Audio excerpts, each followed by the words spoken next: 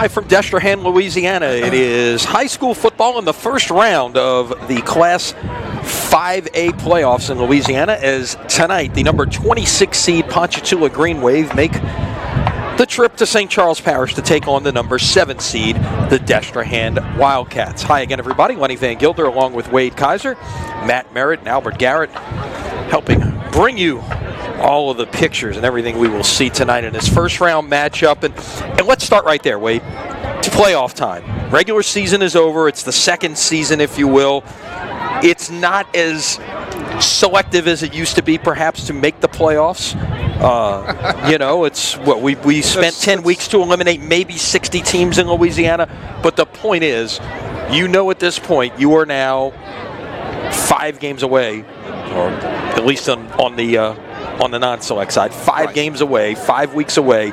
If you put a 5-game winning streak together, you're going to be holding up a gold trophy in the Superdome about a month from now. Well, you play them one at a time, and everybody's happy to be here. It doesn't matter how you got here. It doesn't matter what your season was like prior, but you're here, and everyone that is here, the proverbial take them one at a time,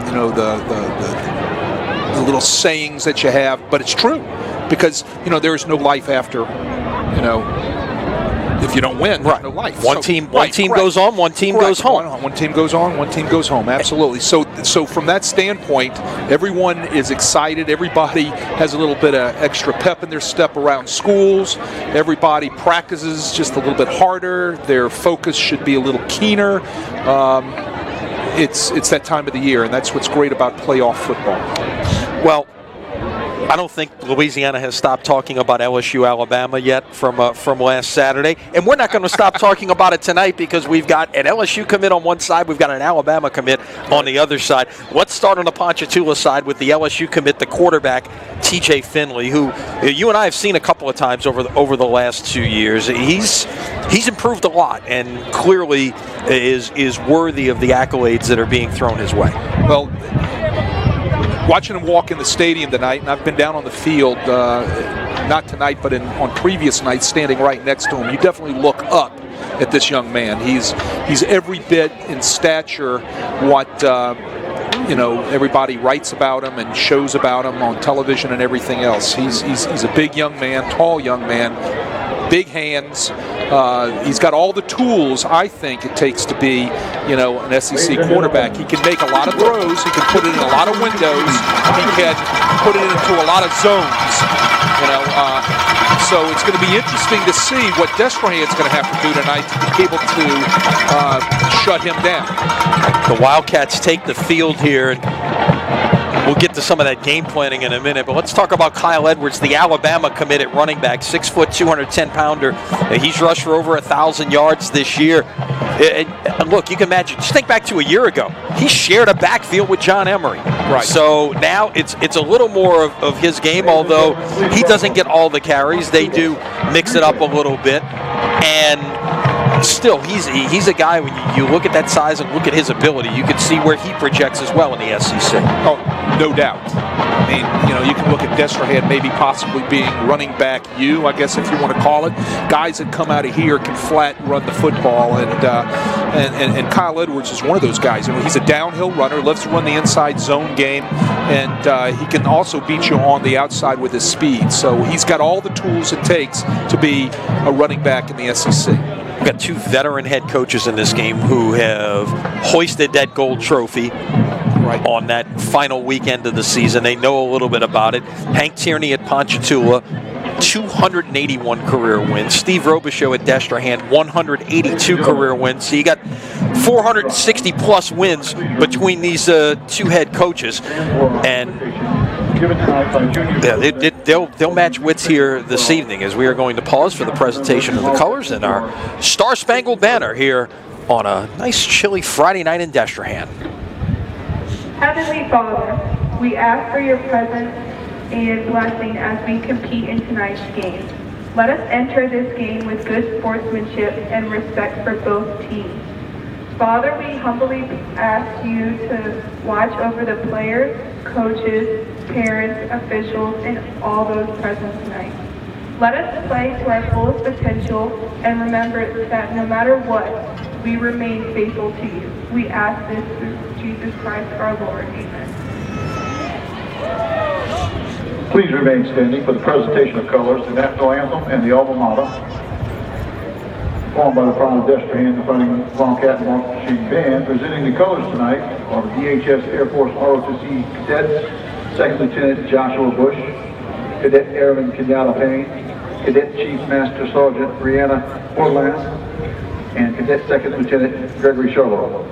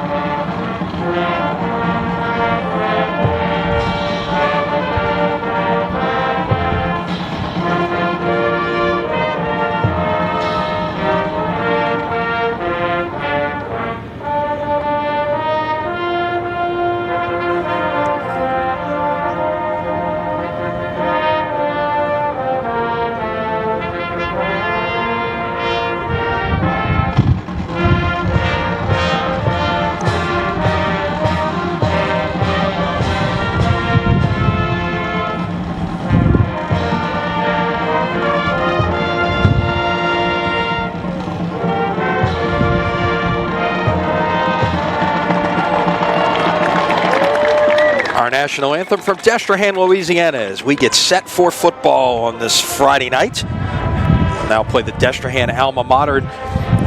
Wade, when we were starting to talk about head coaches there before the prayer and the anthem, and these are two guys who have obviously been here before. Obviously, players come and go, but coaches know what it takes, especially, a veteran coach knows what it takes this time of year. How important is that veteran experience on these two sidelines tonight? Well, it's huge, simply from the standpoint of knowing how to handle the week. Okay, it's not just so much about the game management. It's how to handle the week. It's how it starts when you find out who you're playing on Sunday, which you probably even knew on Saturday, or probably late Friday night, because you did all the math and knew your power ratings and who your probability was playing. How were you going to handle the weekend workload? How were you going to handle the week practice load? How to make sure things stay in routine? How to make sure that your kids in school still focus on school, but when school's over, they come out and they focus on the opponent at practice. So it's huge. If you have, that experience, you know how to handle those things.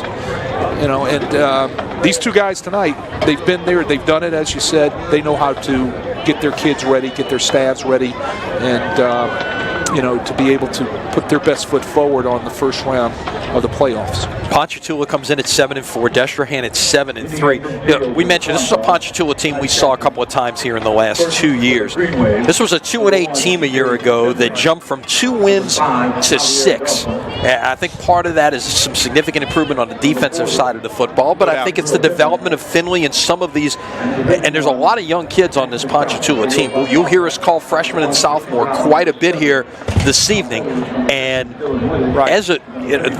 that helped as well, getting another year of experience, or a full year of experience this year under these guys' belts. Right. Well, people coming up through the pipeline into the program, into the Ponchatoula program, getting with Hank Tierney's staff, bringing them in and getting them acclimated. But going back to what you said initially, they played a lot better defense this year. Okay, and I think if we had Brother Martin in Ponchatoula, I believe it was week 2, and we had talked to Coach Tierney that week, and he said after looking at the season before, he knew he was going to have to do something different defensively. His defense was just on the field too long, and then he had to make a few changes offensively, get the ball out of TJ Finley's hands a lot quicker, so that way they weren't as many 3-and-outs, and that defense was back on the field. All right, Ponchatoula won the toss and deferred, so it's going to be Destrehan's ball first. Destrehan, a 7-3 team, but we talk about the experience. This is the 7th straight year that Destrehan has been a top 8 seed in the 5A playoffs. They're the number 7 seed, as we mentioned. Been in the finals as recently as 2014. They've been in the semis 3 times since 2013, 13, 16, and a year ago when they lost a wild game in the semifinals to Zachary, 67-57. Of course, Zachary went on to win the title. They are the 2-time defending champion in Class 5A. We've got a crew from Baton Rouge this evening as the officials huddling up to get their final instructions. Jody Levine, our referee tonight. So we get set for football. It will be Jake Lights, the junior, to kick things off for Ponchatoula. And deep for Destrehan, it will be Kyle Edwards, who we'll talk about quite a bit, along with Tyler Morton. Number 7, Kyle Edwards.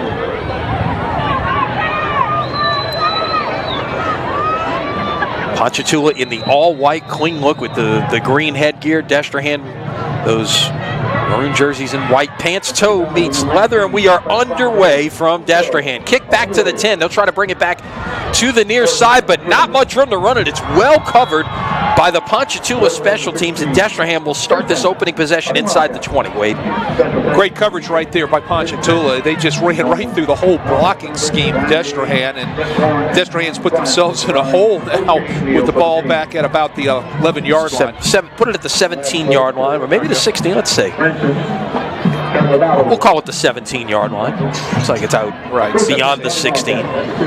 So that's where we'll get our first look at the Destrehan offense, led by the senior Demarius Jackson, a 70% passer on the year, Wade. 1,282 yards, 12 touchdowns, 5 interceptions. And that's even with a couple games where he was out with an injury, and they had to start a freshman. I think it was Jai Eugene. Jackson will come near side on first down. It's caught by Quincy Brown, another name you'll hear us call a lot. And a host of white jerseys meet Brown at the 20-yard line for a gain of 3. Ponchatoula does a great job right there running to the ball. They get all 11 white jerseys to the pursuit to take Brown down right there. Getting the ball out of the hands real quick right there, trying to establish some sort of quick passing game. Yeah. They get it into the hands of Brown, who can go at any time from any spot on the field. Right, that was his 50th catch of the year, came in over 700 yards receiving and 8 touchdowns. 2nd and 7, ball right at the 20-yard line. They will give it away. And Edwards on the run is going to be out near the first down. It's like he pushed forward to about the 27-yard line, and they will indeed move the chains. Well, you see the first glimpse of Edwards right there, power, as he moves the pile to pick up the first down. Watch the downhill running right here. He just ducks that shoulder, and he just gets a huge push right there to be able to fall forward and get the sticks in the first down of the evening. So from the 27, give it away once again, and not as much running room this time for Edwards. Might have gotten 2. It'll be 2nd down. Well, he ran into a wall right there. Big 95, Damian McCarthy. Nice job from his defensive end position. 6'2", 235-pound senior. Squeezed right down the line of scrimmage and made a nice hit on Edwards. Spotted at the 29. 2nd down, 8. Opening series of the game if you're just joining us here from Destrehan.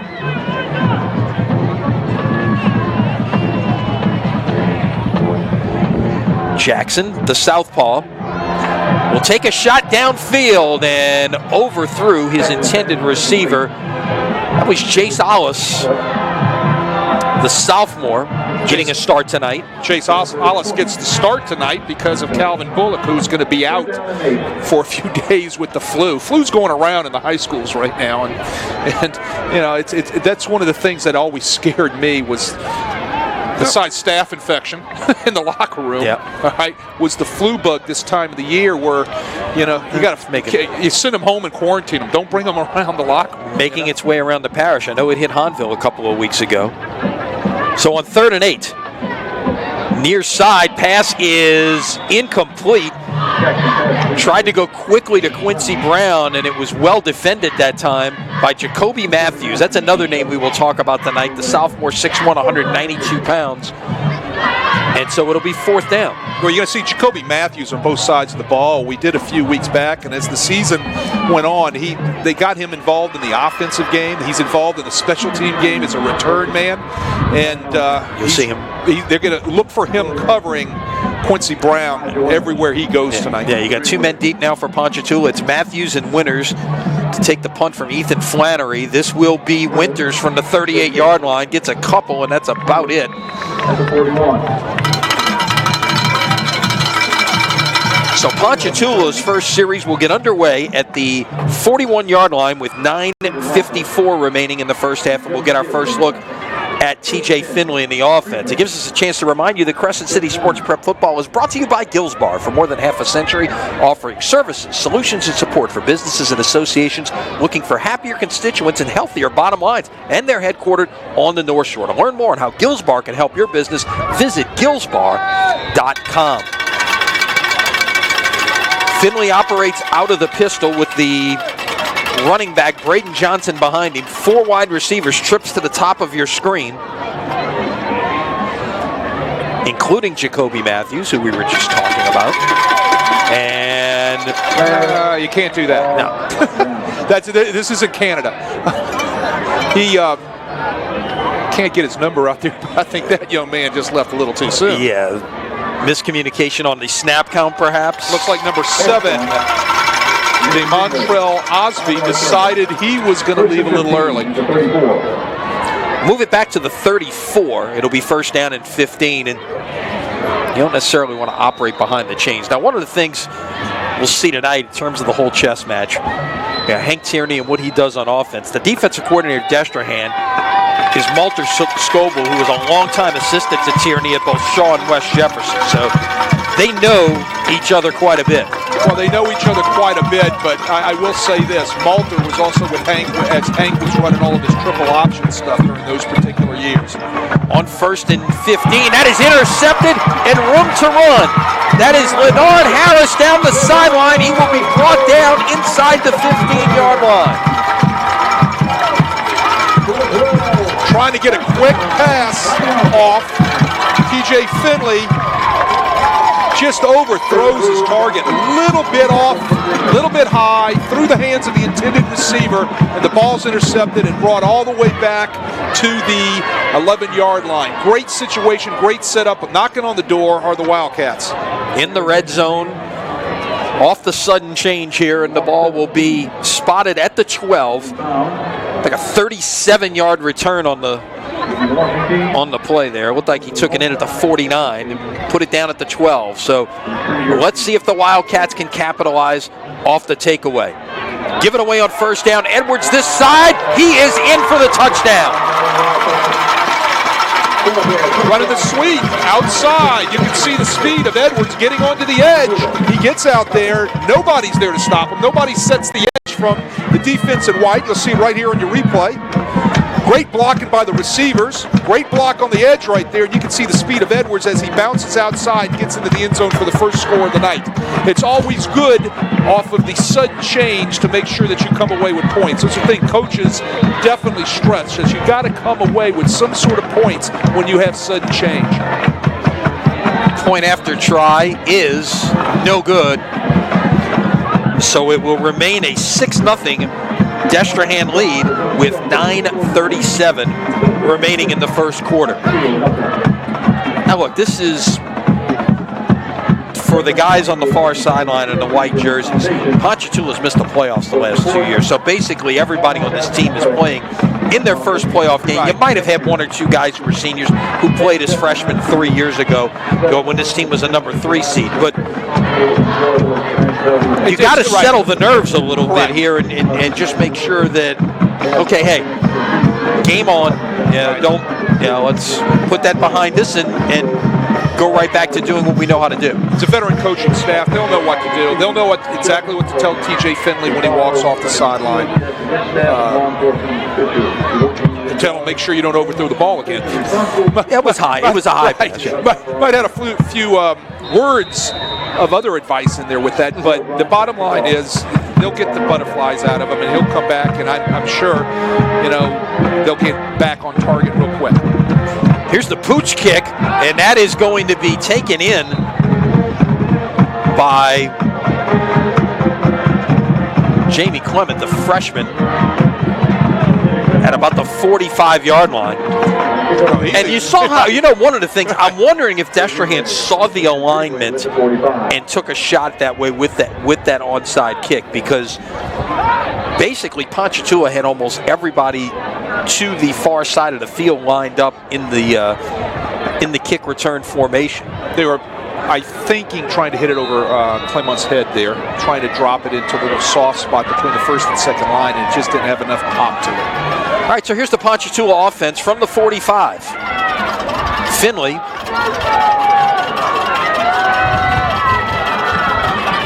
Can't handle a snap. He's going to have to fall on it. It looked like it was a little bit low, Wade, but still, it looked like it was low and off target. Yeah, right, low and left and off target. But he's got to get down there and bend down there and get his hands on that and catch that.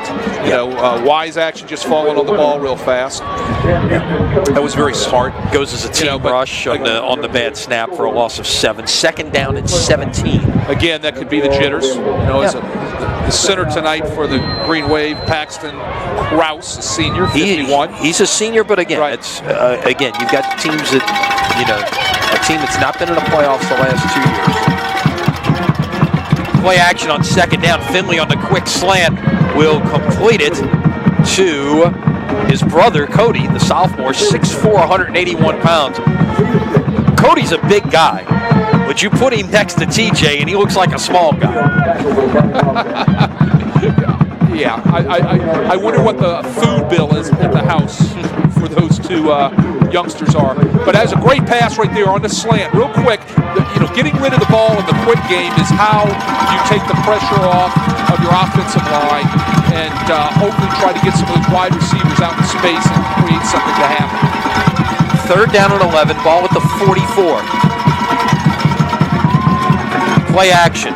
Finley, again, it's intercepted. Eric Jones will be brought down at the 34-yard line, maybe make it the 33-yard line of Destrehan, and I don't think TJ Finley ever saw Eric Jones right there, Wade. He didn't even see him. He got robbed. He's trying to hit the post route right across the middle. Eric Jones just steps right under it and picks it off. Didn't even see him coming. 2 picks in a row, not a good start. Another set-up position for the Wildcats deep in Ponchatoula territory. Not as deep as last time. Play this one at the 34, but still, anytime you're across the 50, that's a good sign. That's what I call deep. On first down, taking a shot, and that is...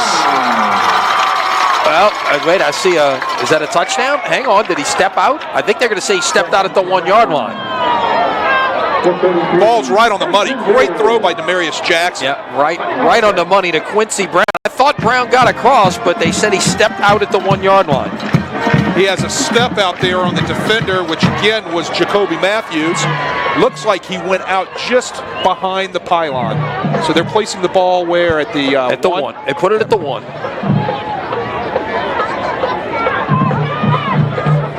So a little bit tighter look here.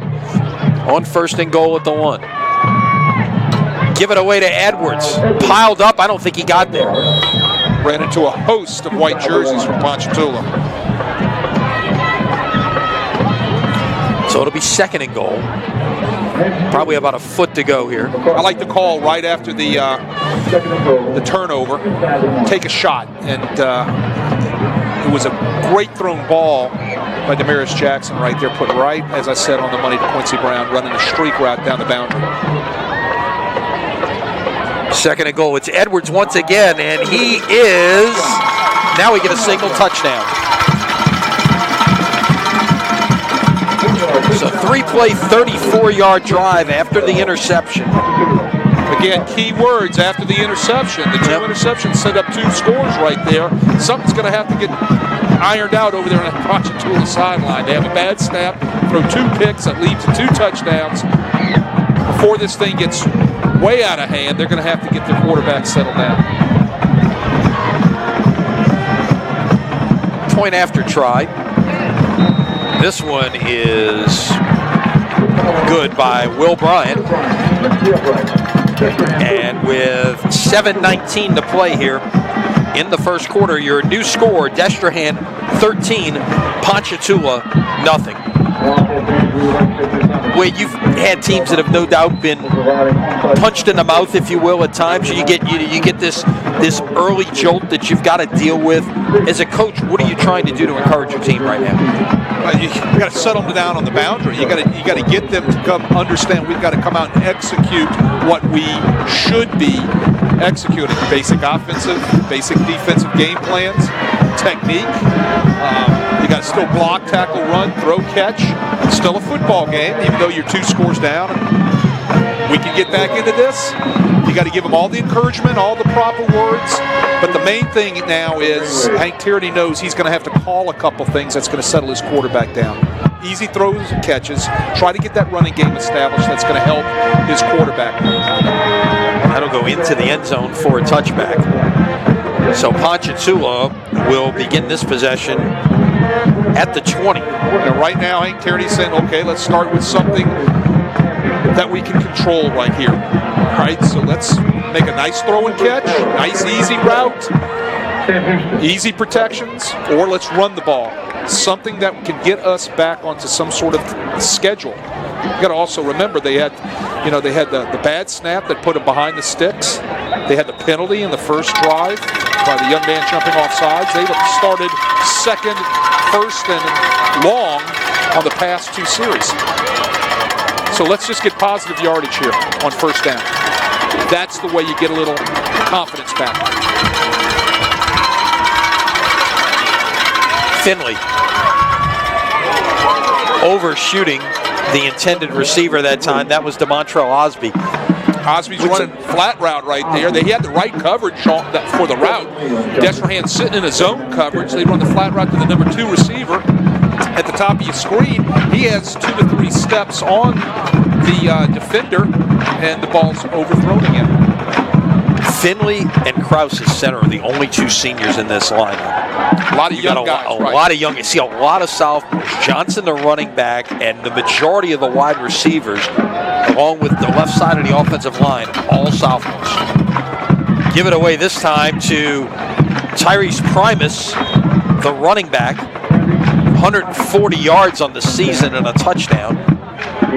He gets 7 on second down, so it'll be third and manageable here. You got 3rd and 3. You can run, you can pass. Picking up a first down, that's how you get a little confidence back into your step. Yeah, first down would be huge right now. Of course, we'll keep you up to date on scores all evening long. No better place to get your scores than on the All-State Sugar Bowl scoreboard at CrescentCitySports.com.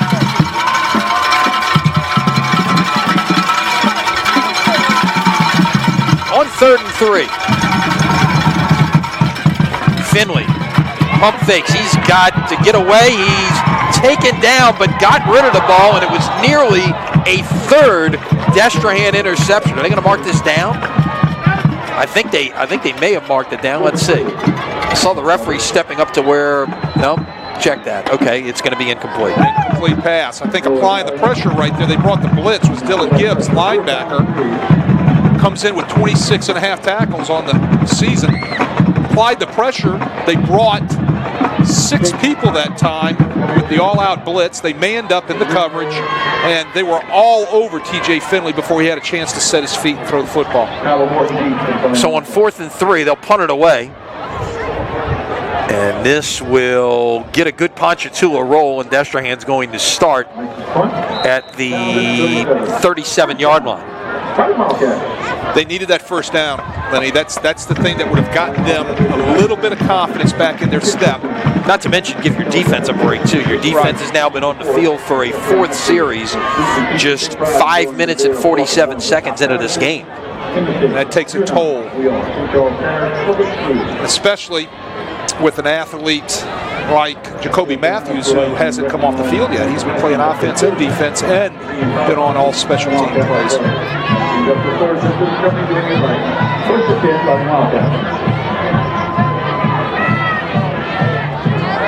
On first down, another shot, and this is going to be intercepted. That was Elijah Winters playing free safety right there, and they took another shot. to try to get Brown down the field, or there might have been, I believe that was Brown, and a nice play by Elijah Winters, who broke on it and just basically beat the receiver to the spot for the interception. They're playing man free. Destrehan goes empty to declare the coverage. The coverage was man free. Elijah Winters does a great job. He's back there playing center field, ball in the air. He gets over the top, as he's supposed to do. That's what a good free space safety is supposed to do. Gets over the top and comes in and makes a nice pick on that ball. Well, perhaps that is the break that Ponchatoula needed to get something going here. They'll open this possession from the 24.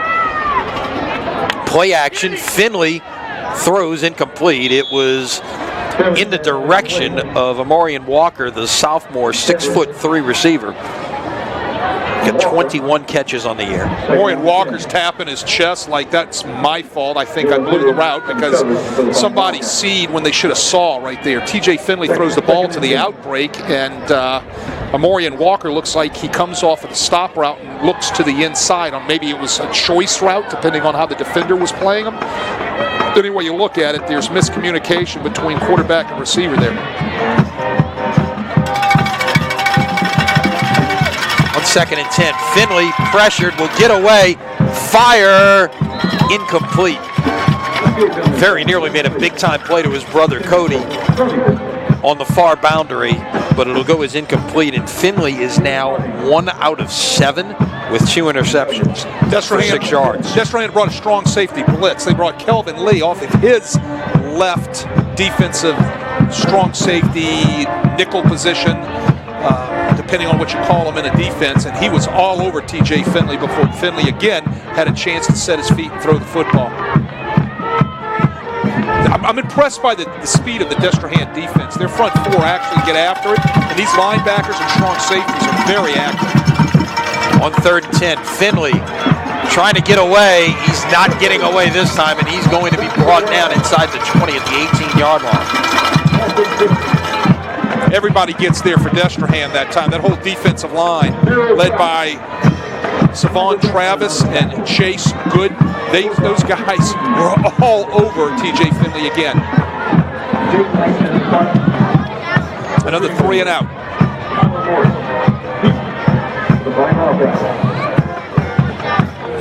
You know, this Destrehan defense comes in tonight, Lenny, only giving up 18.9 points a game.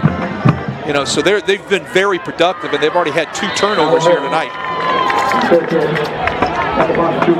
And Destrehan is once again going to start a possession on the Ponchatoula side of the 50-yard line. 3rd time already tonight as that punt is fair caught at the 41-yard line, just a 23-yard punt. Chance to remind you, the Crescent City Sports Prep Football brought to you by Gibbs Construction, a leader in the construction industry in Louisiana and the Gulf Coast for more than 35 years, transforming dreams, visions, and plans into reality. Gibbs Construction.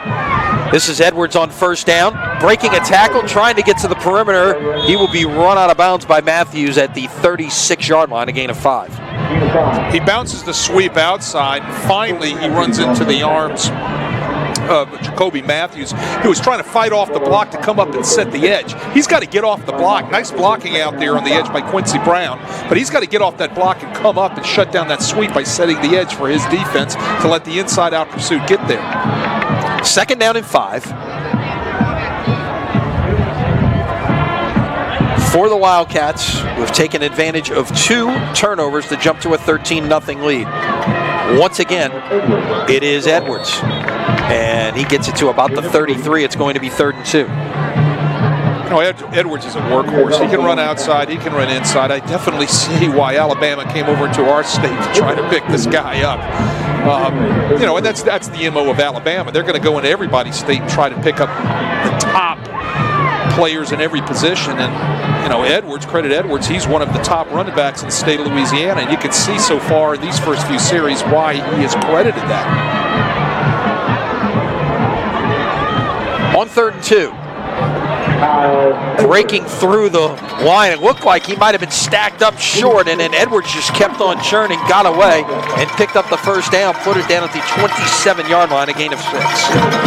Boy, I tell you what, he keeps churning right there. Destrehan and 11 personnel has the sniffer in the backfield. What I call a sniffer, it's actually the tight end, Wyatt Hayes, who kind of leads up into the hole on a little ISO play right there to give Edwards a crease to be able to get downhill and pick up the first down.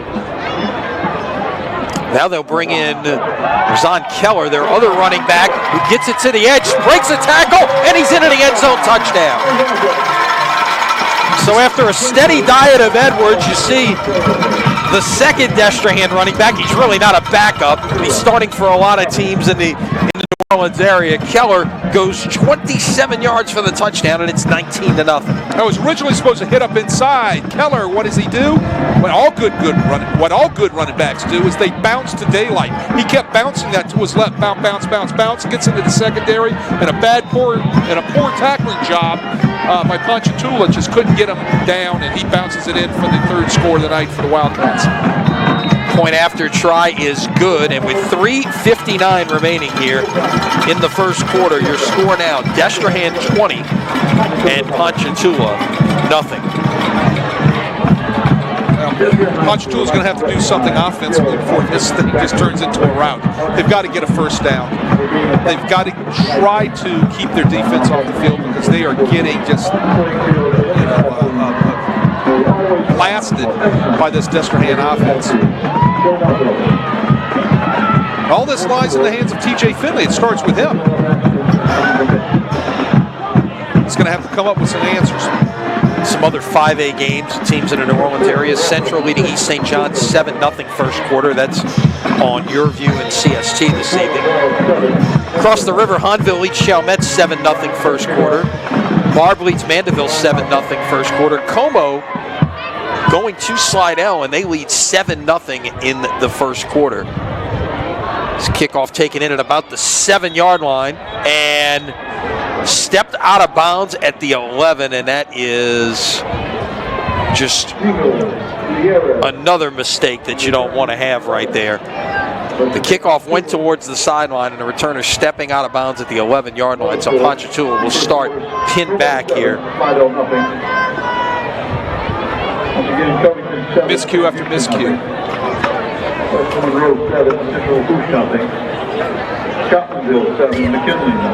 First quarter score, Covington and Sam Houston tied at 14 over in Southwest Louisiana. I think this game gets the winner of the Sam Houston-Covington game? I believe that is the case. I believe that's the 10-23 game.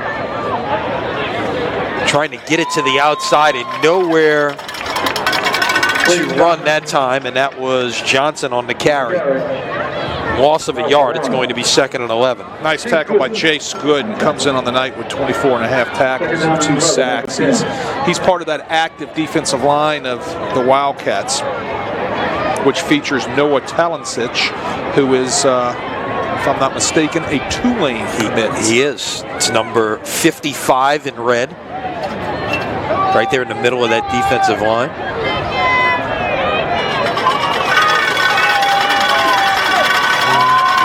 From the 10. Finley looking to run quarterback draw right here, and the Destrehan defensive line stayed at home that time, and they'll be brought down after a gain of about 2.5 yards, and it'll be 3rd and long. Ponchatoula motions Braden Johnson out of the backfield to try to get some movement, maybe with the linebacker to loosen up that box, but Destrehan has nothing of it. They're playing man-free coverage right there, so nobody really has got to move. All the safety does is he slides over a little bit. It's taken care of, so Ponchatoula's looking at a 6-man box right there with no place for TJ Finley to run. Ponchatoula came into this series with 0 yards of offense.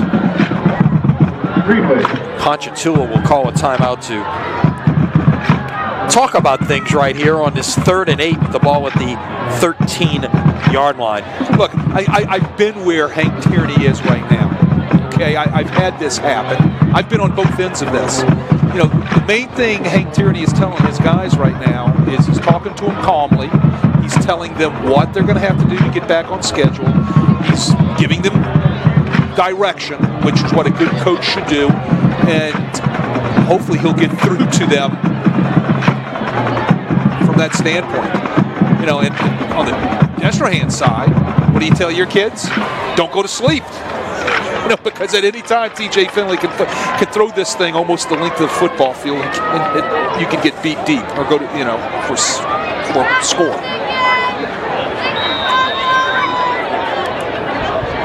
So on 3rd and 8, Finley 1 back, 4 receivers, 2 to each side.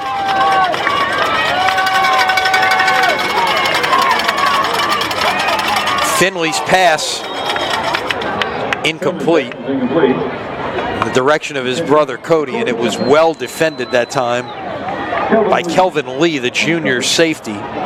Kelvin Lee comes under the pass right there. I think he was trying to get another turnover, another pick. He brought both hands under the ball to play the ball, and just kind of zinged right off of his hands. It was almost another pick over there by Kelvin Lee.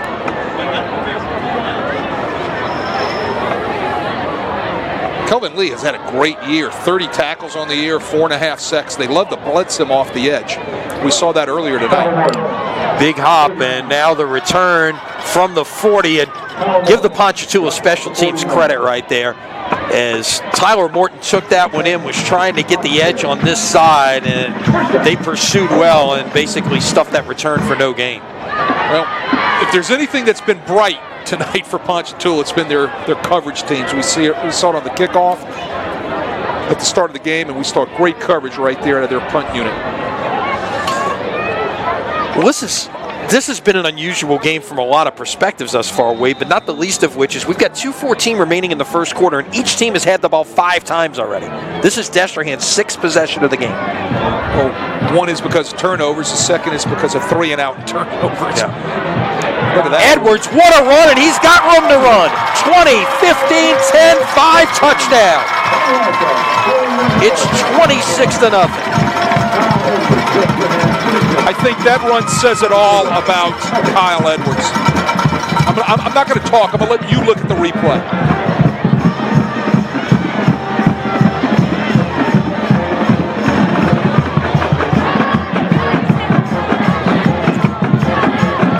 That says it all.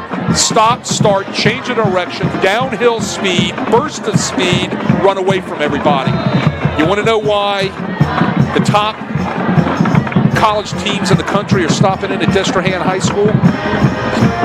That's why, right there. 9 carries, 75 yards, and 3 touchdowns in the first quarter for Edwards. Kick is good, and with 2:03 remaining here in the first quarter, your new score is Destrehan 27 and Ponchatoula nothing.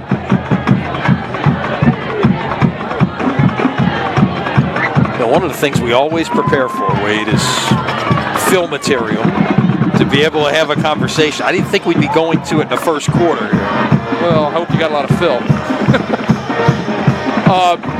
We've always got scores to talk about. That's this night and the next 3 Friday nights. People want to know all those scores. They want to know, obviously, what their team is doing. The team maybe they're next to in the bracket. What's going on in that game? Yeah, what's going on with their rivals on down the line. So, well, all the prep football gurus out there have had their brackets filled out since last Sunday. I'm gonna get season. Right? I'm gonna get your opinion on those, as this is taken in at the 2-yard line and room to run. Oh, feet came out from under him there. That was Mingo Gutierrez. He was the one who had the return that ended abruptly when he stepped out of bounds on the last series. Well, he had a lot of room right there. He had a crease. His foot just slipped out out from under him. He'd probably popped it for another 5 or 10 yards right there. So Ponchatoula will begin this series at the 24-yard line, looking to get something going here. When I say get something going, a first down would be a way to get something going. Finley from the gun. Pressure, escapes, throws behind his intended receiver, and that was Jacoby Matthews.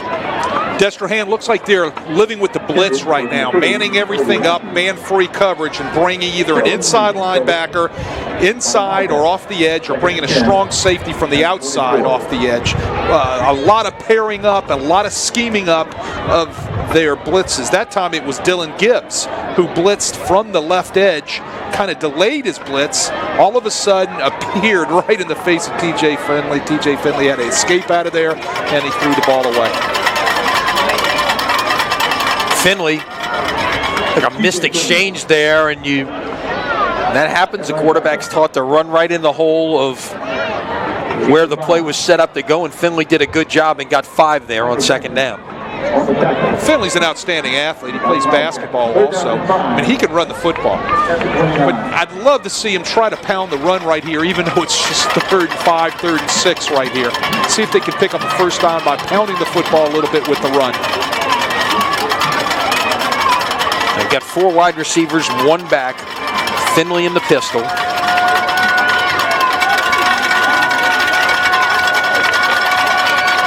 We close in on 1 minute remaining in the first quarter. Finley throwing this side, caught, and a first down, and a much needed first down for Ponchatoula. The one thing that impresses me there, Wade, is just the sheer arm strength of TJ Finley. Take another look at where this throw starts and where this throw ends. Opposite hash to the opposite side on the field on the out route, and he puts it on the money. He's got the tools. Destrehan drops off in his zone that time. Thirds coverage. They run the quick out route right at the sticks. And look at the arm strength that we just saw out of Finley. Man, he threw that clear across the field on a rope for a first down. 3 wide receivers to the top of your screen. Finley's going to keep it and going to get brought down after about a gain of 1. He was contained quickly by Jace Gooden, the junior, who's got 11 tackles for loss this year. This one won't be one, but it's a gain of 2 for Finley. It's second down on what may be the final play of the first quarter.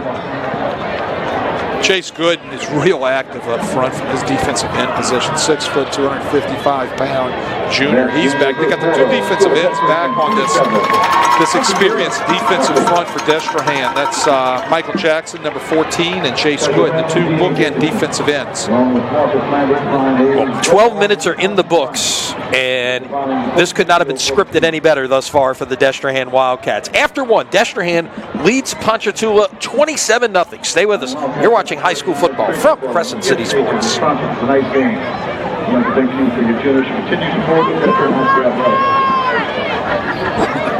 Finally, I'd like to thank Ponchatoula for his contribution to the entire Destrehan family, whether it's in the classroom or a special event like tonight's playoff game. Ponchatoula offers a big hand. And the coach and his smile. Ponchatoula.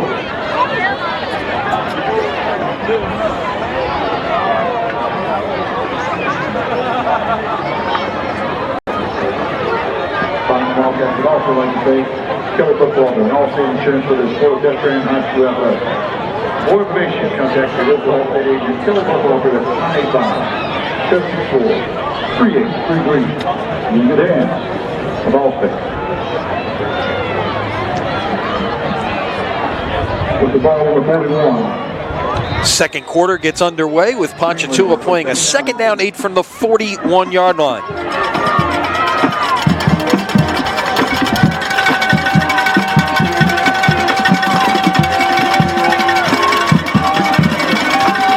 Finley, play action,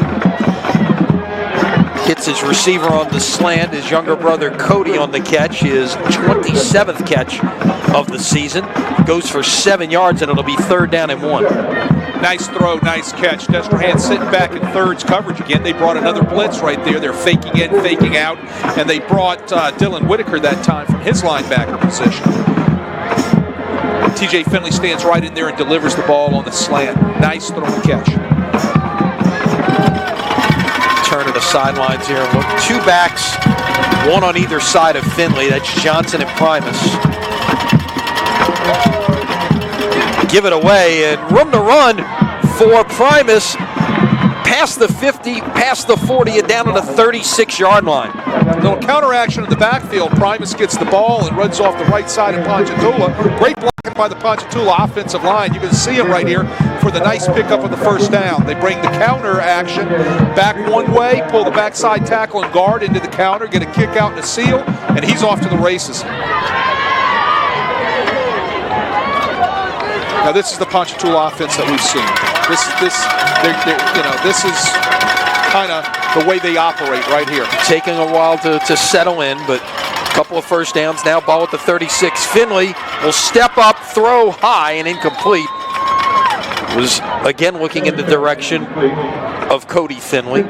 Just not enough time to get the ball. He climbs in the pocket, does a nice job keeping his feet alive, climbs the pocket, looking for the next receiver. Everything's covered downfield by a crimson jersey. All right, everything's covered downfield. He tries to hit his receiver coming across in front of him. It just kind of sails a little bit high. I like how Finley stays active in the pocket, and he climbs right here. Second down, 10, ball at the 36. This drive started back at the Ponchatoula 24-yard line.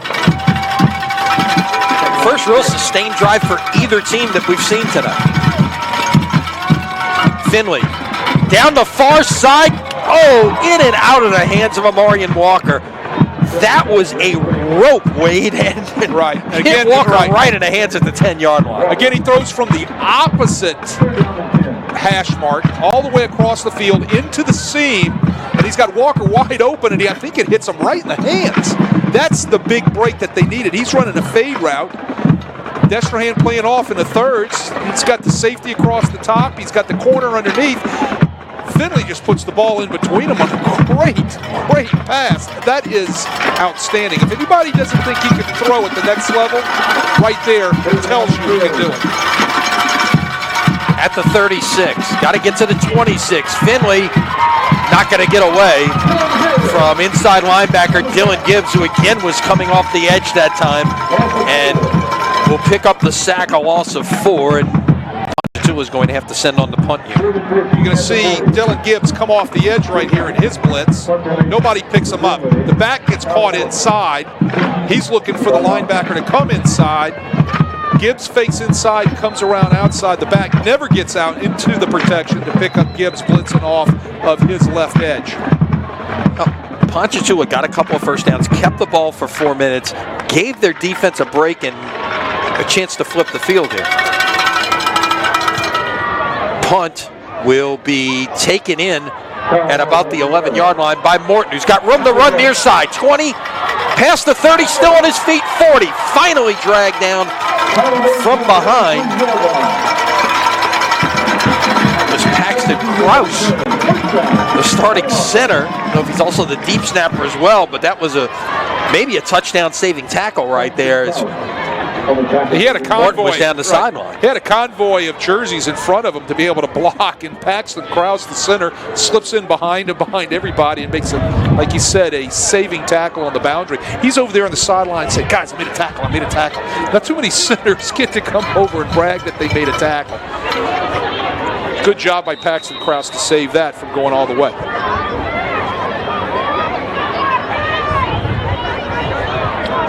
Pass is complete on first down. That was, I believe, Jace Hollis, the sophomore. It's going to go for no gain. Zipping the ball out there real fast to Jake Hollis, trying to get something to happen quick. Trying to get blockers out in front of him on the wide receiver screen. And Ponchatoula does a nice job rallying to the ball. There's the one blocker in front of him who really doesn't do a good job getting a block. He kind of misses his block out there. That's going to get graded hard tomorrow by the coaches. And no place to go. Like I said, great pursuit by the guys in white jerseys. On 2nd and 10, give it away. This is Edwards. He will get about 5, and it'll be 3rd and 5. Great base scheme by that Destrehan offensive line. Coming off the ball hard, looks like a sled drill. Coming off the ball and hitting them in the chops right there. Running downhill is Kyle Edwards to put Destrehan in a situation where it's manageable on 3rd down. Destrehan's drives thus far, 5 plays punt, 1 play touchdown, 3 plays touchdown, 1 play interception, 4 plays a touchdown, 1 play a touchdown. And let's see if this is enough for a first down. He's going to be close over there. Or see where the spot. Oh, no. He wasn't. Oh, they moved it back. Correct. It's going to be back at the 48-yard line, so it's going to be 4th down and 2. I like the call, trying to get your athlete across the formation, running the jet sweep or fly sweep, some people call it, getting out there onto the edge. And it looked like he got knocked out of bounds about 2 yards shy of the sticks. Great stop by the Ponchatoula defense. There's lots of names for everything in football. It just depends on what your choice of terminology is. Punt is away on 4th and 2. They'll let it hit and roll. Actually, the second man back is going to take it. A lot of turns, and it's also, believe it or not, a lot of turns depending on what part of the country you're in.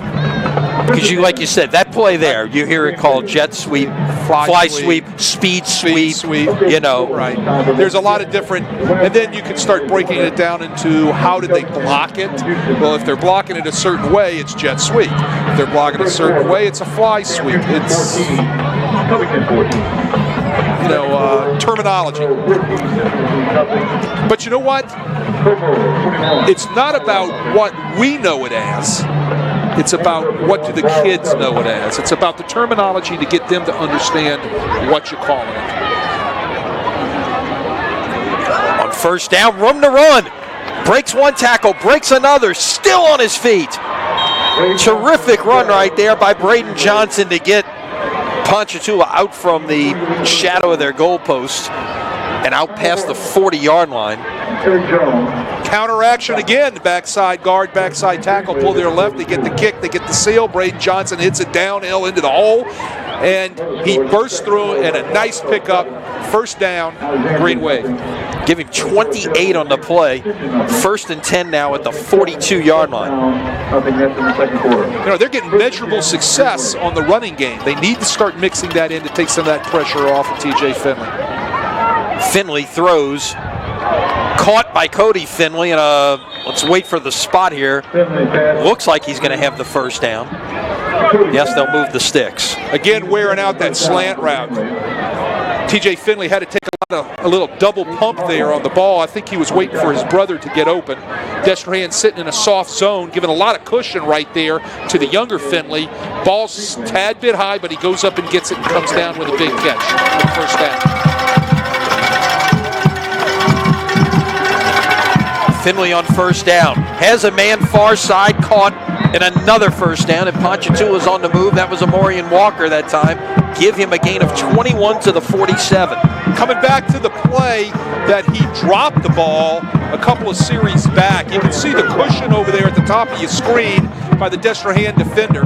He's sitting underneath the route right there, and the safety's trying to play across the top. Again, the arm strength of TJ Finley puts it right in that window. Great throw and catch.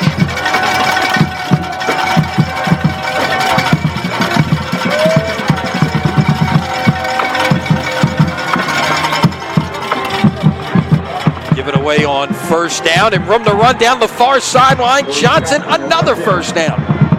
Maybe 1st and goal. Let's wait for the spot. No, they're going to bring it back to, I was watching the near side official. He had gone past the 10. They'll put it at the 13-yard line, a gain of 14. Well, it starts over there on the left edge. They get great blocks on the edge, and they get a great block up on Dylan Witt, who just couldn't get off the block, and Brandon Johnson just bounces that outside for another Ponchatoula first down. They're on the move Four here. plays, 4 first downs. They've gained 28, 10, 21, and 14 on the first 4 plays of this drive. This is the way you get your momentum back. You put together a drive, keep moving the sticks, and come away with points. But that was exactly what Destrehan needed right there. Michael Jackson met Johnson in the backfield. It's going to be a loss of 4. Michael Jackson comes off his left defensive end position. He's going to follow the puller right there. Look how he follows the puller, which is what a good defensive lineman's supposed to do. Follow the puller will take you to the ball on the counter right there. He comes right off of it, right off the hip, and makes a huge tackle and puts Ponchatoula behind the sticks. 2nd down and 14, ball at the Destrehan 17-yard line. Two wides, top and bottom. Finley down. Give the sack to Chase Gooden. At least the second time we've called his name tonight. He brought 6 on the blitz. You'll see it here on the replay. Everybody comes up front, and the protection can't hold up, can't stand up. Chase Gooden slips through, gets off the block, and he gets another sack on the night. I believe that's his second sack. Came in with 2 sacks in the regular season. And he's up to 4. Clock ticks under the 5-minute mark here in the first half.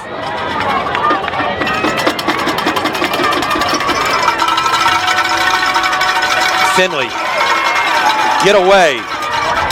We'll get back to maybe the line of scrimmage or about a yard. Let's see where they spot it, but it's 4th down and 22. They're going to give him a yard on a play. 4th and 22. The ball's going to be at the 25-yard line.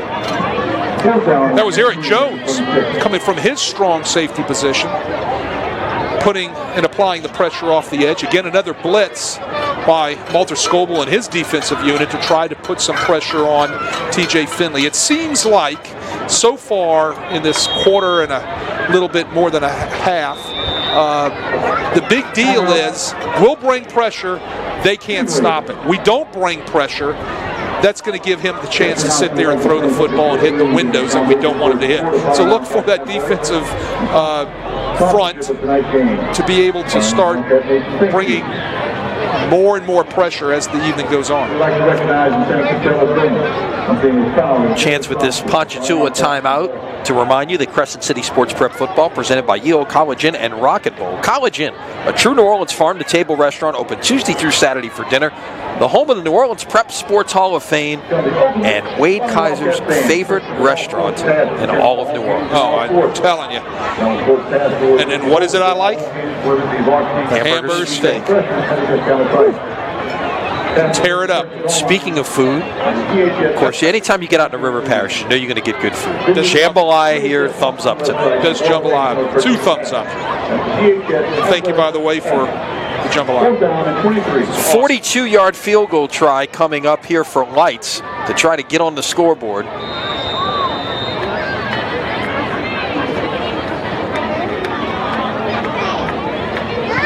Kick is on the way. This is going to be short. Oh wait, they may. If this is a live ball, Destrehan trying to advance it now.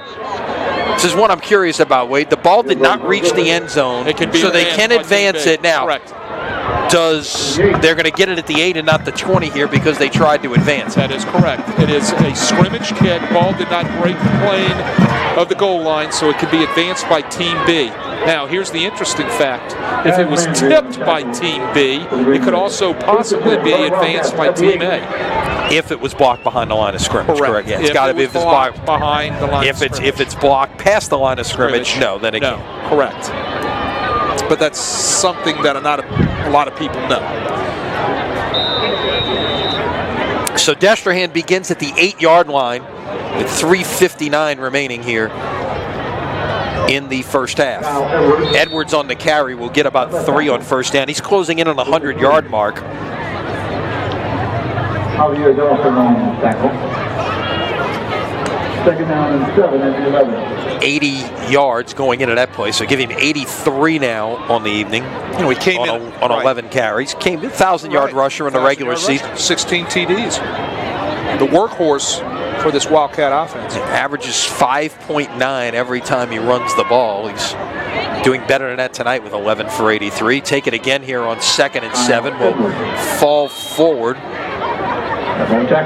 Destrehan runs their version of the counter right there. They pull their guard and tackle. But the thing they do that Ponchatoula did not do in that series on their counter was they block back, so that way the defensive end cannot follow the puller down the line of scrimmage and bang you up from behind.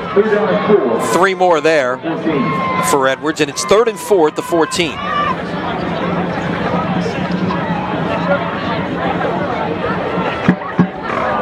Demarius Jackson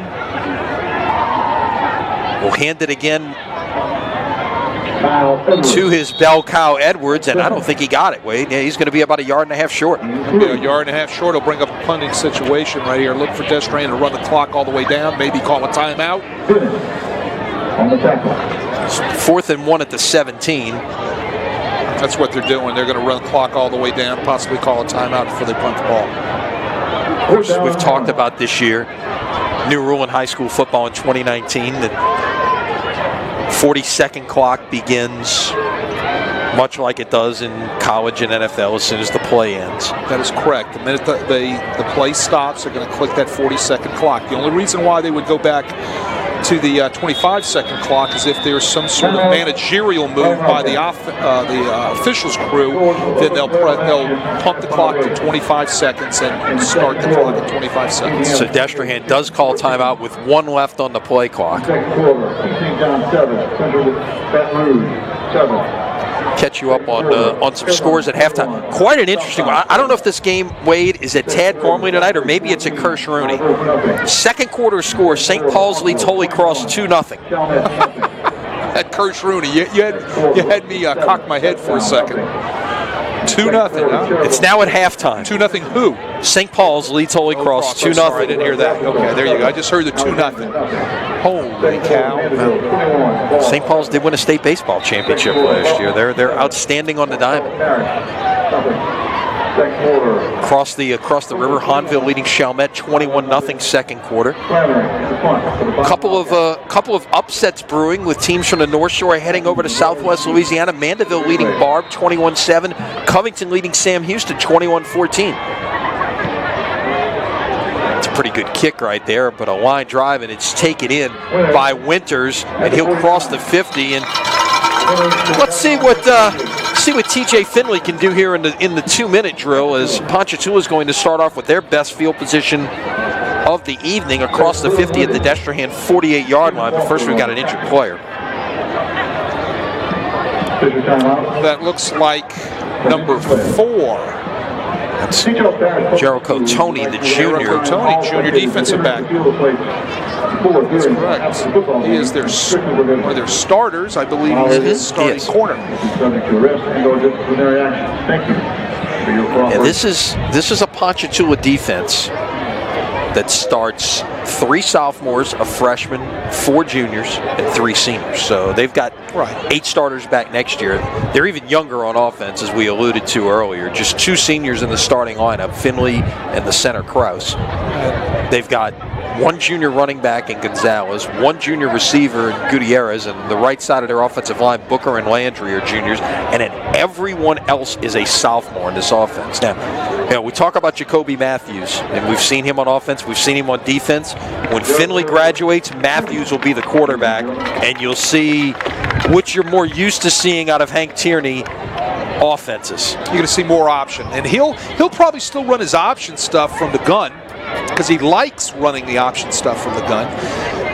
But any way you look at it, you're going to see triple, double, all different variances of the option, which is what Hank Tierney is known for around this state. It's worked for 281 wins in 33 seasons. Won a state championship back in 1987 at Shaw. Let's put it this way. How long ago was that? There wasn't even Class 5A yet. It was still 4A. Yeah, and I had Quad A at that point. Quad A, and I had hair.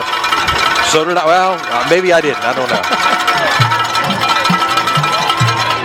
On first down, Finley's pass is complete to Matthews. That'll be right at the sticks. They will move it. It's a first down. That was true play action. Everybody might have thought that might have been RPO, but that wasn't. That was off the quick protection by the offensive line. With a little fake to the halfback, and he got the ball out on the slant real fast. Finley, that was a little more RPO, and it was well defended that time by Destrehan. The sack right up the gut from the guy you talked about earlier.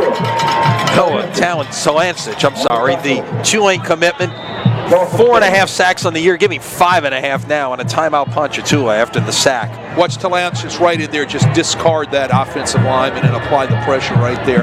Holding on to the ball a tad bit too long. TJ Finley needs to get rid of that real fast because that protection cannot hold up. especially if they're going to bring blitz. That time, they did not bring blitz, and it was just a straight mauling by the defensive line of Destrehan.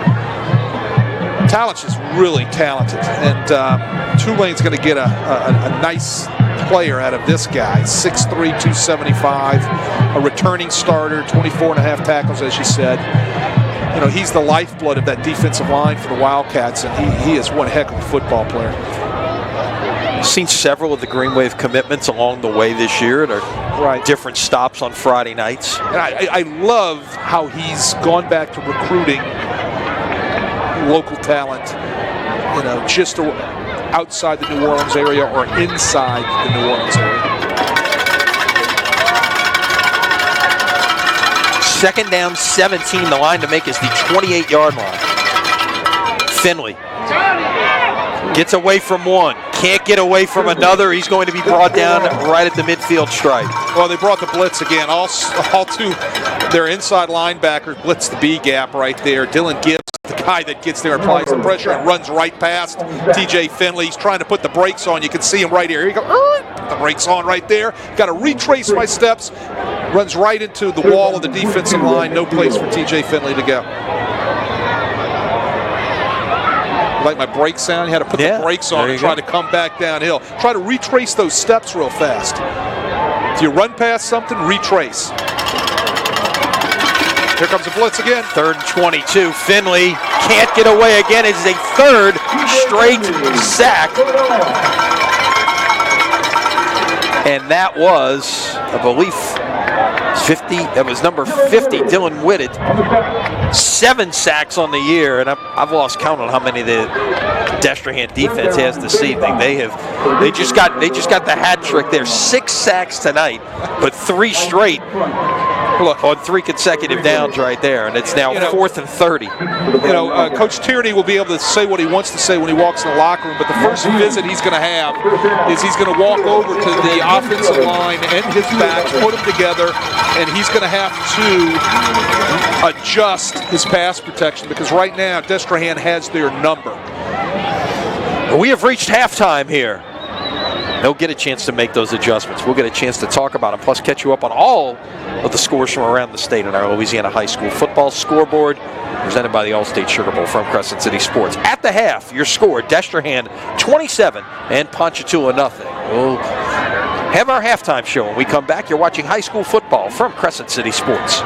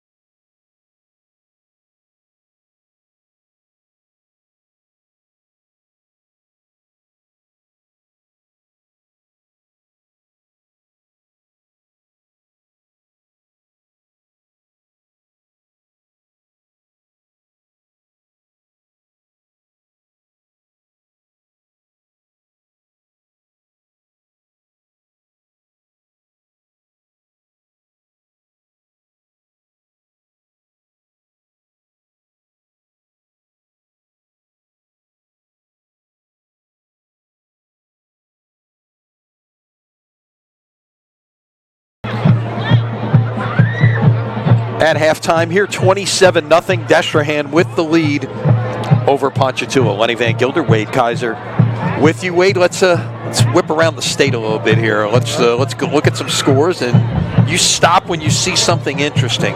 Start at 5A, second quarter, Acadiana leads Benton 35-14. Acadiana the number 1 seed. The 16-17 game, Walker leading Thibodeau 21-0 second quarter. That's a bit of a surprise, I guess, because on paper it seemed like it would be a balanced game. Second quarter, Central of Baton Rouge leading East St. John 13-7. Second quarter, Airline over Southside, the first-year program, which acclimated themselves very well this year in year one. 21-14 to score there. There's another case of, the playoff jitters maybe. Never been to the playoffs type of deal. And just getting their feet wet in the first year of playing football. And that's an 8 against the 25. So it's they're holding in there.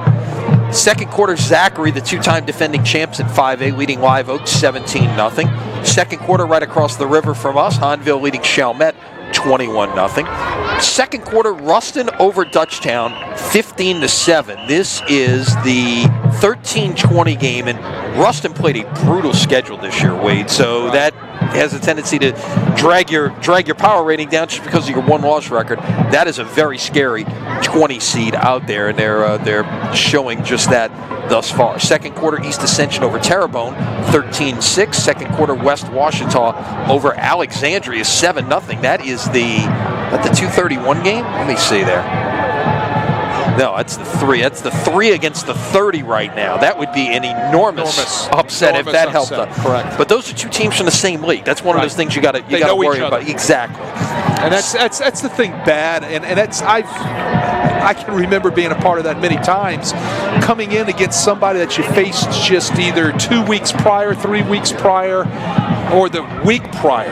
And it's really kind of, the old adage, it's hard to beat a team once, it's harder to beat them twice. As you look at elsewhere in 5A, second quarter, Mandeville over Barb 21-7. That's the 19 leading the 14 right now. Right. So if Mandeville were to win, they would be at home next week and could be at home against West Washita if that score would hold up. So let's see. That's a long way to go in those games, of course. Second quarter, Houghton leading Washita Parish 7-0. That's in the second quarter. Now here may be the surprise thus far. Second quarter, this is the 27 against the 6. Como leading Slidell 21-0. That would be huge. Yeah. Halftime, Covington on the road leading Sam Houston 28-14. That is the 10-23 game. Again, the winner of this game here plays the winner of the Covington-Sam Houston game, and that would be a situation if this score holds up and Covington holds on, Destrehan has to go to Covington next week. Correct. Second quarter, West Monroe leading Central Lafourche 27-0 as we look at the Division I bracket. Halftime, Scotlandville over McKinley 29-0. The winner of the Scotlandville-McKinley game plays Brother Martin next week. And we were joking about that halftime score from Ted Gormley as if it was Kirsch Rooney. 2-0 St. Paul's over Holy Cross. The winner of the St. Paul's Holy Cross game goes to Baton Rouge to face Catholic High next week. Thank you very much. It's a tough Division I bracket. Bracket. As we've talked about all year long, right. The 3 best teams in Louisiana might all be in the Division I bracket with Rummel, Catholic, and Curtis. On to 4A, second quarter score, Lakeshore, the 1 seed, leading Estruma 7-0. Leesville way ahead of Pearl River 28-3 in the second quarter. Look, this is the one thing I would say this, Wade, about the system that is in place. All right, you got a 16-17 game like Pearl River Leesville, which is basically a toss-up. Lakeshore is the 1 seed. Now all of a sudden, because the 17 beats the 16, the top seed of the bracket may have to go on the road in the second round. And as it stands right now, if those games end the way we're talking about, Lakeshore's got to go make a 3+ hour drive, maybe a 4-hour drive up to Leesville. Well, there's always been talk about ways to tweak the bracket from the standpoint of what would be fair from this, the higher ranked, maybe your first seed, second seed, third seed, staying at home all the way through a bracket. Sure. But those have always come on kind of deaf ears when it got down to voting because people start looking at dollar signs. Yeah, exactly. Second quarter, good one going in Eunice tonight. Eunice and Plaquemine tied at 21. Bastrop leading North Vermilion 22-7 second quarter. Karen Crow over Salmon 20-0 at halftime. Northwood of Shreveport over Rain 7-0 second quarter. Warren Easton, one of those low seeds that you can't exactly sleep on. They're another one that has played a brutal schedule this year. Brutal. Went in as the 20 seed, and they have headed to Alexandria to take on Peabody this evening. 23-0 Warren Easton second quarter.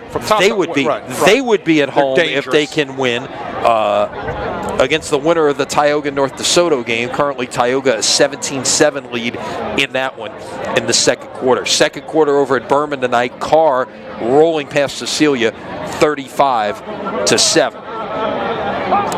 Elsewhere in the 4A bracket, Huntington at Belchase leading 14-6 second quarter in that one. Halftime, Assumption over LaGrange 12-7. Halftime, it's Westgate over Livonia 23-0. Second quarter, Minden leads to Ritter 10-0, and Neville over South Lafourche 28-7 at halftime. As you look at the Division II bracket, Evangel with a 42-0 lead over E.D. White in the second quarter. We got to remember, Evangel, since the split, was always playing up in Division I. Right. They dropped down. Now they're a 4A school, and they've dropped down. Yeah, they have dropped down to play Division II, which would be their true classification. And if Evangel wins, they would play St. Thomas More in the quarterfinals, and what would be a blockbuster game next week, because they again, they're a similar type situation. They played a brutal schedule, and St. Thomas More also, when the whole split thing went down 6 years ago, they played up in Division I. They were part of the agreement to be able to do that when all of this split came apart, and they agreed to go ahead and play up into Division I. They took their lumps up there. Yeah, and then they start with Division II. They've played mostly, and they're a team that's right on the bubble of 4A, 5A enrollment. So they are one. In fact, when they played St. Charles Catholic a year ago, you had in the semifinals, you had a team with an enrollment about 1,000, like STM, which is right on the edge of 4A and 5A. Right. St. Charles Catholic is on the complete opposite end. Yeah, on the 2A, 3A end of things. And they've dropped down. That's another one of the big complaints with this whole, split thing. Yeah, with the four, you've got four divisions. Too many divisions. And they're trying too many classes. Right. And it's one of those things where they're keeping the lines in place that are in place for the classes, and then you end up combining 4A and 3A to form Division II. That is a large spread in enrollment. Yeah, no question. Elsewhere, let's University Lab leading Lusher 21-0 second quarter. Hannon second quarter leading Vanderbilt Catholic 7-6. That's a 6-11 game in Division III. Right there, Vanderbilt Catholic, I think, if I'm not mistaken, has won, 3 out of their last 5. I know they got beat by Assumption here a couple of weeks back by a real good Assumption team.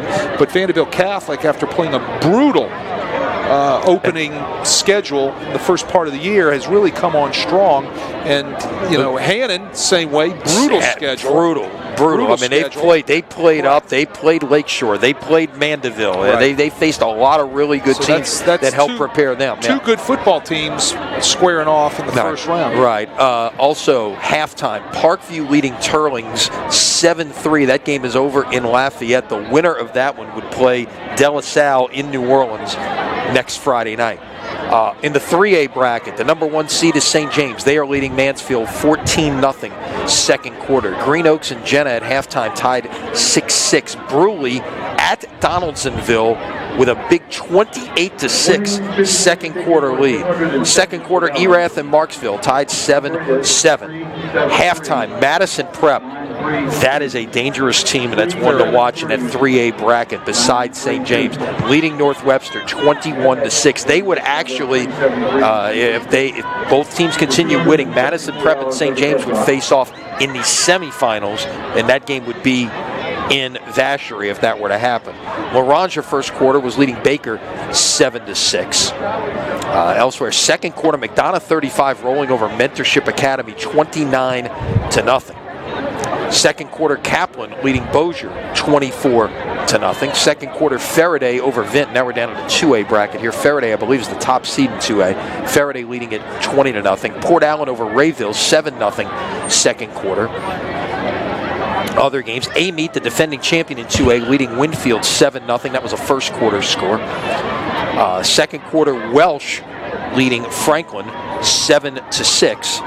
Second quarter, Mangum over Jonesboro Hodge 21-0. Also second quarter, North Caddo over Lakeside 12-7.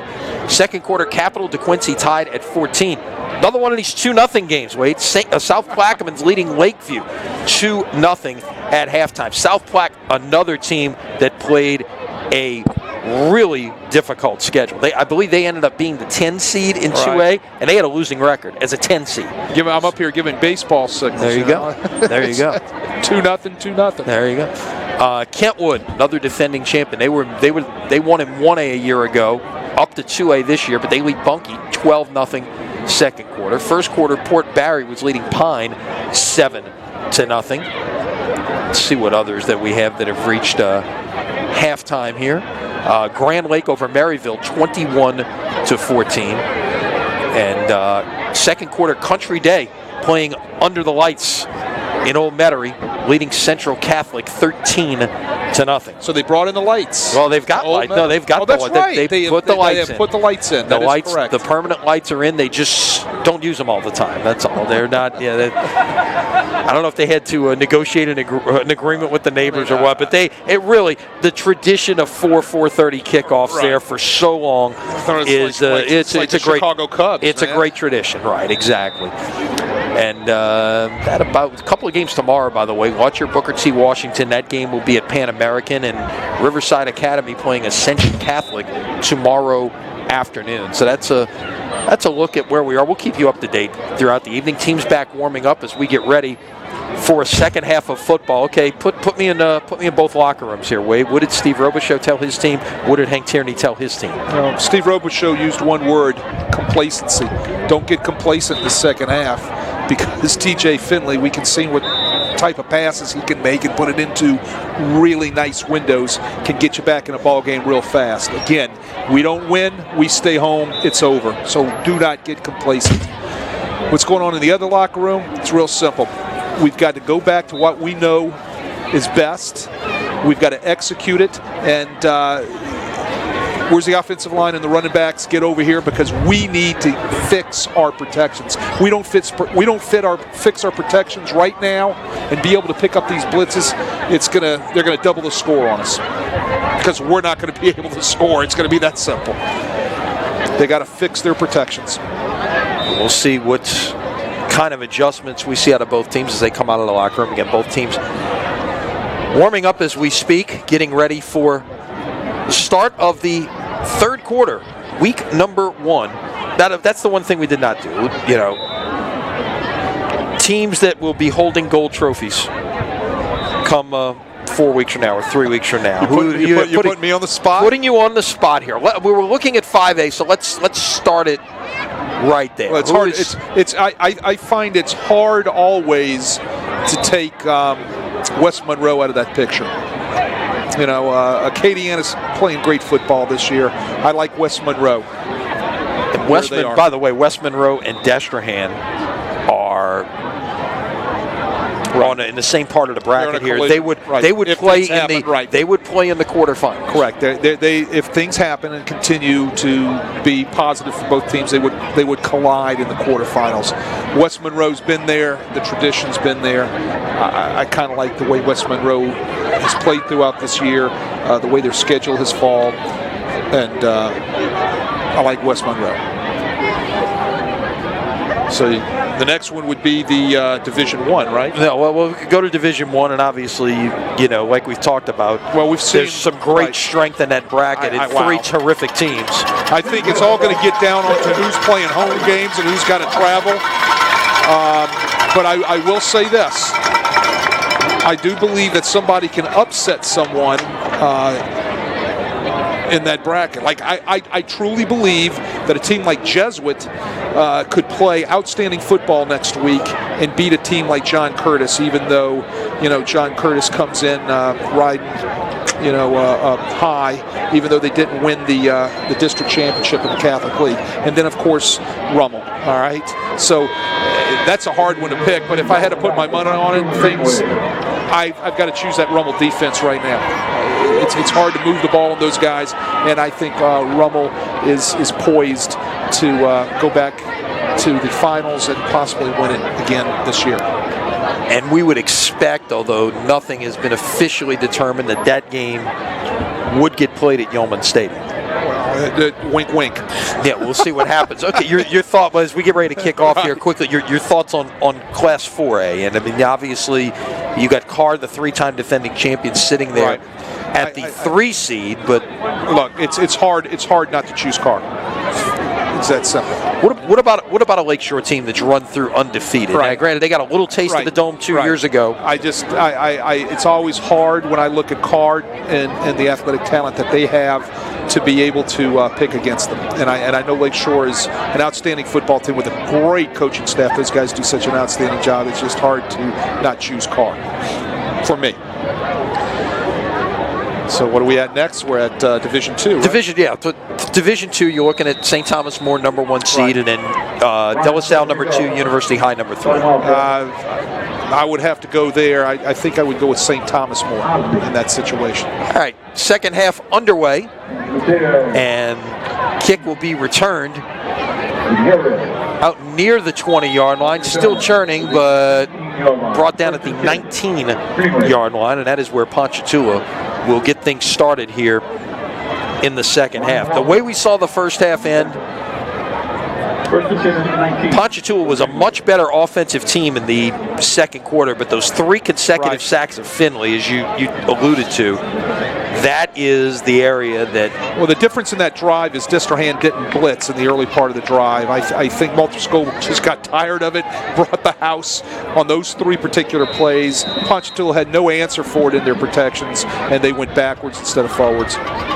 Finley, 7 out of 17 for 64 yards in the first half. Will throw near side, caught for a first down. Amorian Walker to catch. And this is probably the 3rd or 4th time we've said this tonight, Wade. The passes that TJ Finley is throwing, no doubt. No doubt. It's, you can see why he's headed to LSU next year. When he has time, he can make all the throws. There's no doubt. But what I was impressed with right there on that particular play, Destrehan ran a twist up front with their defensive tackles, defensive ends, and it was picked up nicely by the Ponchatoula offensive line. Give it away on first down. Now check it. Finley's going to keep it. He pulled it back. Turns upfield past the 35 to about the 37-yard line, a gain of 6. First time we've seen him do that tonight. I don't know if he was reading the defensive end. Everything looks like zone read right there. Reading the last man on the line of scrimmage. I think he just pulls that ball. It was a design quarterback run out there off of the fake, and he gets out there and makes nice yardage, and he puts them in a real manageable second down here. The whole playbook is open at 2nd and 4, 2nd and 5. Ball at the 37. Finley throwing this way, and it's caught. First down and more. Once again, it's Walker on the catch. Give him 11. What did you notice right there, Lenny? They picked up the blitz. Great job by that Ponchatoula offensive line. So whatever went on at halftime right here, it looks like it's working as far as the adjustments. Here comes the blitz by the linebacker at the top of the screen. It gets picked up nicely by the back. Everything else is very clean up front. Gives a nice pocket right there for Finley to be able to step up and throw the deep out again for the first down.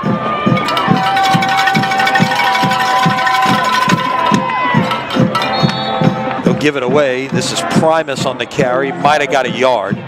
Little counter action again. We saw this in the first half. Primus had popped one back in the second quarter for a nice gain. They run the same action up front. They pull the backside tackle, backside guard, as I've said all night on counter action with the cross action in the backfield.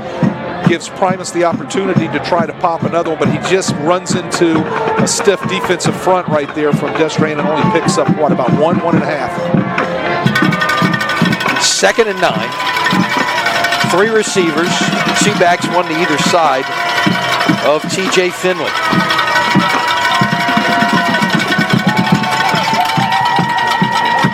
Taking a shot down the field. It is caught. First down and more. Cody Finley, the younger brother, on the catch. TJ Finley threads the needle right there. Great coverage out there by Destrehan. TJ Finley puts it right on the numbers, right on the hip of his little brother. You can see it right in the window right there. The linebacker's trying to get into the window to shut it down. The corner's in a trail position. The safety's coming across the top. He threads the needle. What a big-time throw. Gain of 27 to the 24-yard line of Destrehan. It's a big-time throw right there by TJ Finley. Give it away on first down. Nice run and still moving. Down inside the 5. Did he get in? No, he's going to be marked short. Primus got it down to inside the 1-yard line. Boy, he hit that hole. Takes off, breaks a tackle. We'll see on our replay right there. There's the kick-out block and then the seal right there. He gets north and south, gets pulled down just inside the 3-yard line.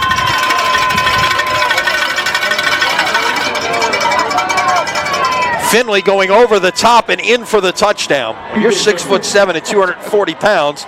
That Drew Brees-like quarterback sneak where you just put it right over the top shouldn't be that hard to execute. Well, the thing that that you notice is every time, and I've noticed this in the past 2 years, if he goes under center, he's going to quarterback sneak the football. So you know it's coming, all right, but the thing is you can't stop it.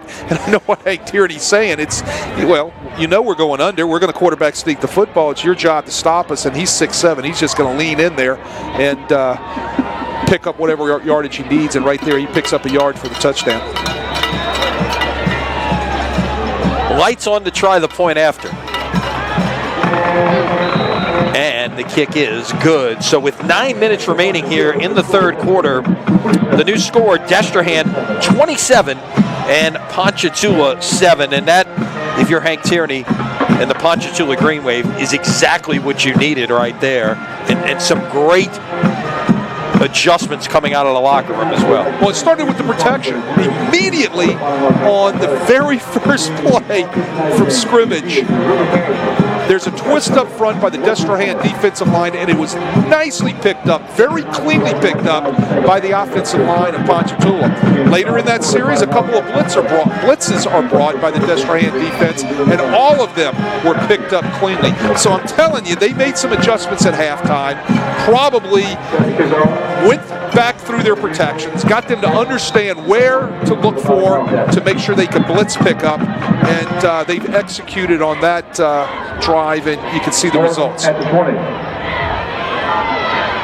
Kickoff return will get out past the 30-yard line. That was Tyler Morton. Let's see, they'll put it at about the 32, 33-yard line, and that's where Destrehan will begin their first offensive series of the third quarter. And the one thing we saw Destrehan do was strike very quickly, usually off of very good field position set up by defensive stops or the 2 interceptions that they had in the first half. They didn't really sustain anything drive-wise in the first 24 minutes. Going quickly on first down, coming this way and brought down in the backfield on that quick pass. That was Daniel Blood, the freshman, on the catch. It's going to be a loss of 5. Take another look, Wade. They're trying to run the quick screen out there to Daniel Blood, who's the number 3 receiver, who's going to bubble back right there. And they just tossed the ball out. They have the numbers out there. What happened was they make a great play by pursuing inside out to pull down Daniel Blood on the bubble. Nice play by Ponchatoula. Great pursuit by that Ponchatoula defense. Coming this way again on second down. That is caught by Quincy Brown.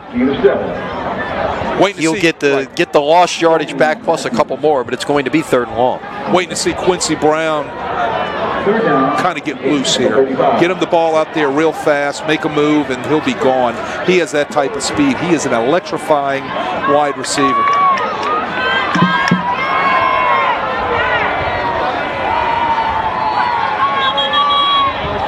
whistles before this one can get started. You know, we haven't really talked about it. We mentioned the official at the beginning. This has been a fairly cleanly played game. Knock on Formica here. Well, that's what you want to see.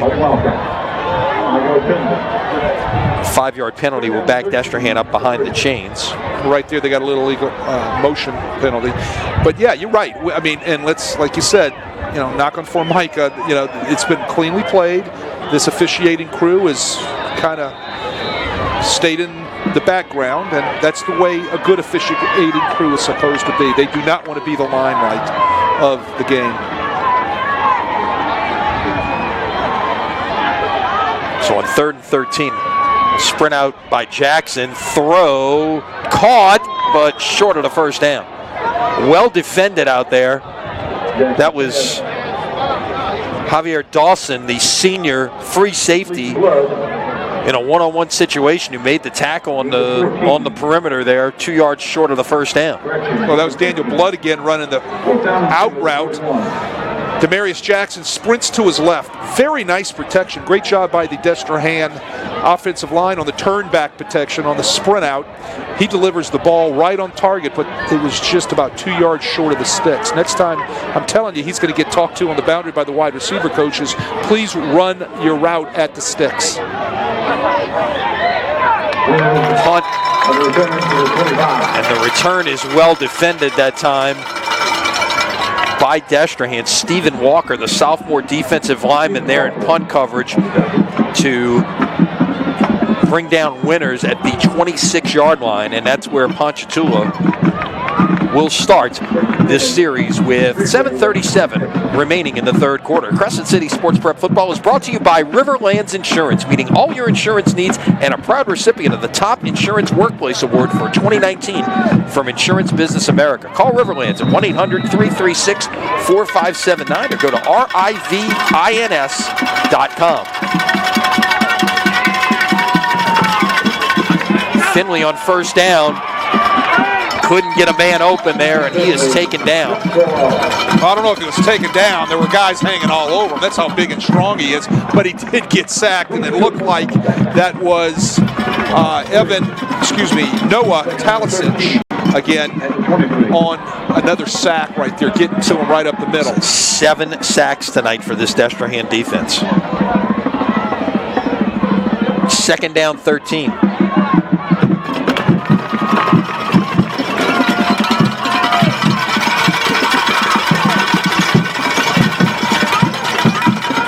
Finley, step up, look to escape, ran into his own man, and as a result, he's brought down once again. No blitz that time, just twists up front. Tackle, in, twist.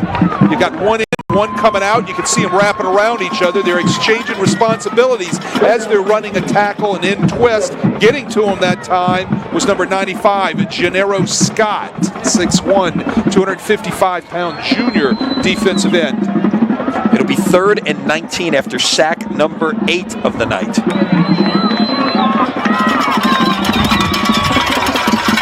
Line to make is the 36-yard line.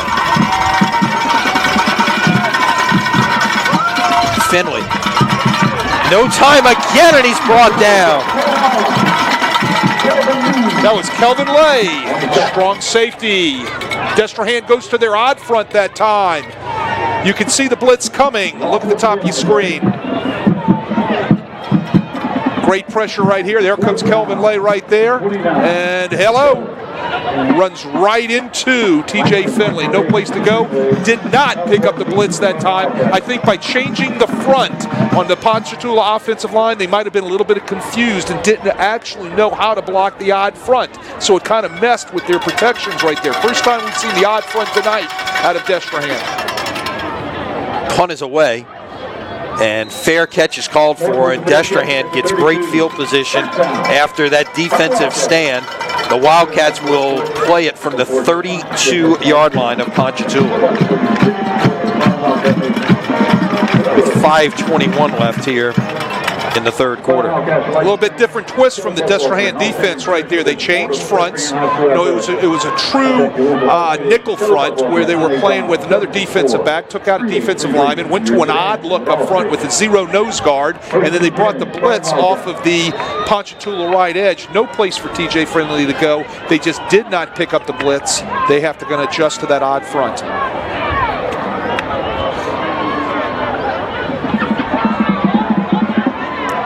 So from the 32, give it away on first down and a big hole and more.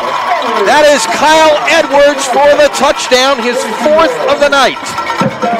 One play, 32 yards. We've said that a couple of times tonight. One play drive for a touchdown. Watch him lower his shoulders when he gets into the hole, right there. He lowers his shoulders, nobody touches him.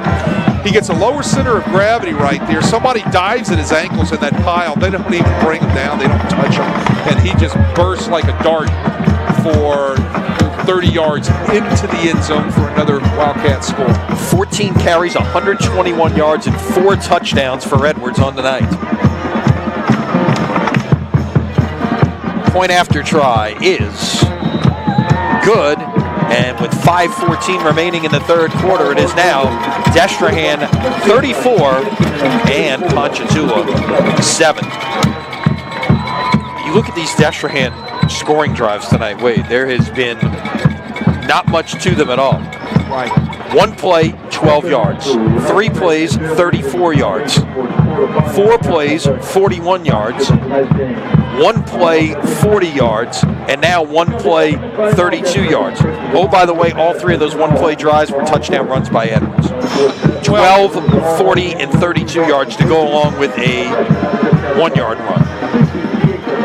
Well, the positive thing, what that says about Destrehan's offense is it's pretty darn explosive. I mean, they've got people out on the edge at wide receiver. They've got the running backs can explode, and they can go at any time from anywhere on the field. The negative thing is your defense is back on the field fast. But so far, it really hasn't affected them because they've been teeing off TJ Finley all night long. A big hit right there, and that was once again Kelvin Lee, whose name we called on that last sack, delivering the hit. Watch this hit right here on the kickoff. Kelvin Lee covering the field, running the field, covering the kick. And here he comes. Smack right there. Right there. There it is. Nice stick. So Ponchatoula takes over at the 30-yard line.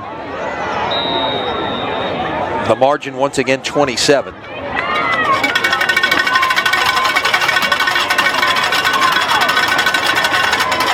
Finley will give it away on first down and nothing doing there. That is well defended by the Wildcats. Well, loss of 3. The thing I've got a huge question about is when you run counter, somebody's got to block back on the defensive end. I don't know if it's the center, don't know if it's guard, I don't know what they have written up in their scheme, but the guard and the tackle are pulling, and that brought the defensive end again, following the puller. Michael Jackson follows him to the ball, drags him down from behind right there.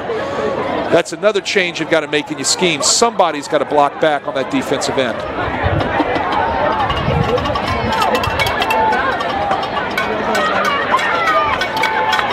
Here comes a blitz.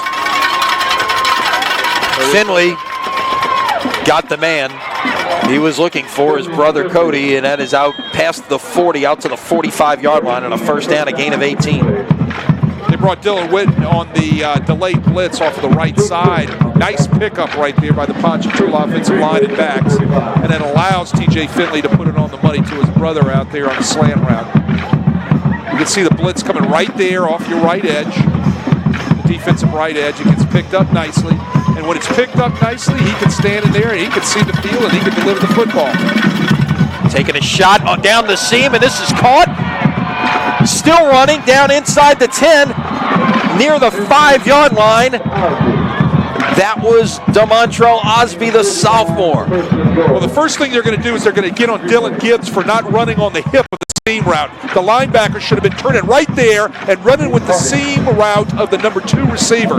He should have been all over his hip to close the window, so that way TJ Finley could have not fit that ball into those 4 verticals right there. Gain of 48 on the play. Finley going quickly on first down. They had no one out on Cody Finley, and he walks in for the touchdown. No one out there. They both see it. They communicate it. He gets the ball, stands up, and throws it out there. Very well coached. When something like that is noticeable to you, you just take and throw the football out there. I think they worked on that one in the backyard at some point, I'm sure. I'm sure they did. Hey, you're not covered, I'm throwing it to you. Exactly. Look for the ball. 4 plays, 70 yards, took a minute 45 off the clock. As explosive as this Ponchatoula offense is, Wade, if you could find a way to get a stop or two here, right? This game's not over. No, it's not over. But the thing is they've got to protect. Point after try is wide right, so it's still a 3-score game, but now it's 34-13. When they blitz pickup, here's another look at your touchdown right here.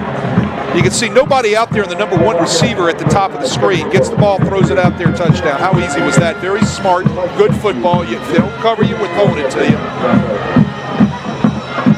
So there's a couple of words being said down on the Destrehan sideline right now. I'm sure one of them is to Dylan Gibbs, who should have been covering that number 2 receiver, running with his hip, closing that window on the 4 vertical right there.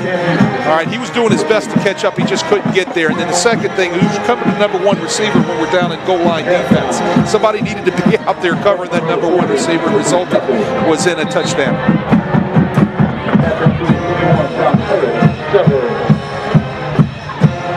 You know, that's one of those chewable things. You know, I'm harping on it because things like that just kill me. You still put your coach hat on. Well, no, it kills me. You know, you're playing good football and you leave the number 1 receiver undone. So I can hear Steve Robichaux right now saying the word that he said at halftime: make sure you don't get complacent. This kickoff will be taken in at about the 12. Looking to get to the edge is Morton, and it is well defended right there by the Ponchatoula special teams.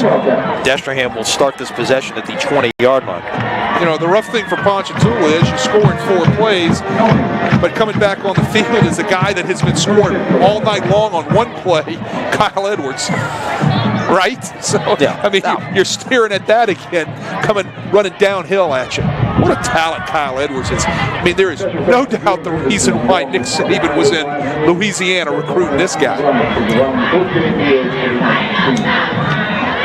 Now, the thing that Ponchatoula's been able to do is when they get Destrehan to start a possession on their own side of the 50, they've done a pretty good job.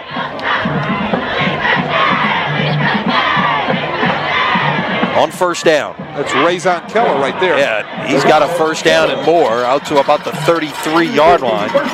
Razon Keller's got a little bit of pop with him, too. He'll hit a hole. He gets vertical. Now, he's not a big guy as far as height is concerned. He's 5'9", but he is a chunk of a guy. He's 220 pounds, and he's put up like a rock. So he really has a low center of gravity, and he is hard to bring down when he gets those shoulder pads level. So you don't really get a good, clean shot on him. Kind of reminds me of that number 22 guy up at LSU.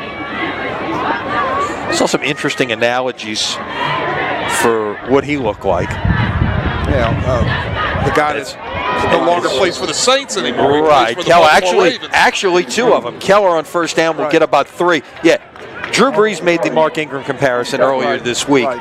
I saw that. Gary Danielson compared him to Darren Sproles, which, I mean, he's a little guy in terms of height. He's built. Yeah, Sproles is put together. He's not necessarily a thick guy. He's a smaller, elusive guy.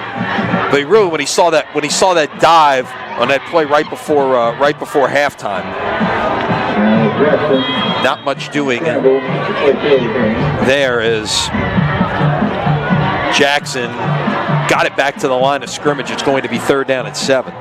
Well, I think number 22 at LSU just wants to be 22. And I think he's earned that right. What a great year he is having. And I think this Razon Keller young man, 5'9", 220-pound junior, has some of those abilities of those guys right there, the way he runs and the way he looks, and he fills out his shoulder pads. You got to think that, I mean, even though he's not gotten the publicity or the number of carries that Edwards has, somebody might take a look at him, even on a smaller level. That is incomplete. It was intended for Quincy Brown, but Jacoby Matthews batted it down. It's going to be 4th down. They've been lining Jacoby Matthews up all night long on Quincy Brown. Wherever Quincy Brown's going, they're playing a lot of what's called cover one, man under, free safety across the top, and they're putting their best athlete on the best receiver right there. And he's done an admirable job, I think, so far on Quincy Brown, who is a big-time Division I wide receiver. Snap bounces. This is trouble, and he's going to be brought down behind the line. Give a lot of credit right there to Javier Dawson, the senior, who was coming on the rush. The snap was low, and there was nothing for Flannery to do with it after that because of the rush. Another look. Another look. It's just not a good snap. You know, the punter needs to field that, though. I'm not saying that it was an easy snap, but he's got to get those little fingers together down by his feet and somehow scoop that up and be able to field that. I'm not putting all the blame on the punter. It was definitely a bad snap, but well, you got to get your hands on that football. This is a big opportunity here for Ponchatoula, Wade, starting at the 24-yard line. You find a way to get this in, it's a 2-score game, perhaps heading into the 4th quarter. And 1st down, Finley throws over the head of his receiver, Cody Finley. It's clearly been his favorite target this evening. Well, it started with great coverage out there. I think that was Tyler Morton on the coverage right there. Great job by the corner covering up the younger Finley. TJ Finley wanted to deliver that a lot sooner than he could. He had to double pump that and bring the ball back down, waiting for his brother to get open, and then he overthrew him. When you make TJ Finley have to double pump like that, wait on throwing the football, his intended receiver isn't open where he's trying to go with the football on his first read, that's when that rush gets to him. Give it away on 2nd down. That is Braden Johnson. It's a gain of 2. All right, I got to break in with this score, Wade. 4th quarter. We may be at Kirsch Rooney and not at Tad Gormley. Holy Cross 7, St. Paul's 4. Oh my goodness gracious. Hold on, let me give a baseball signal. See if squeeze play. See if Andy Cannizzaro goes to his closer in the late innings here.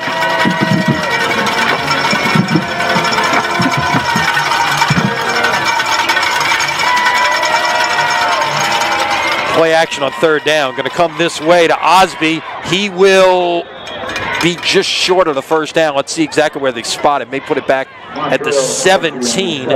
It's going to be a gain of 5. And this is clearly 4-down territory right now as we get late in the 3rd quarter. Ponchatoula does a nice job right there picking up the Destrehan blitz. They're trying to bring a blitz off of the edge. Ponchatoula's right-hand side. It got picked up by the offensive tackle. Nice job. Credit the offensive line of Ponchatoula for picking up the pressure. So 4th and 3. The line to gain is the 14-yard line. Finley's got 3 receivers to his right. Will throw it complete to Cody Finley. 1st and goal.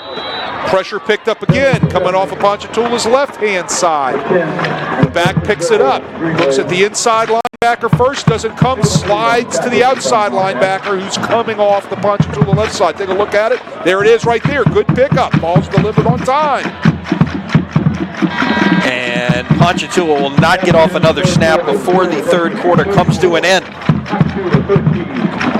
Might have a ball game here before this is all said and done, Wade. We've got 12 minutes to go. Ponchatoula knocking on the door, perhaps to make this a 2-score game. At the end of 3, Destrehan 34, Ponchatoula 13. You're watching high school football from Crescent City Sports.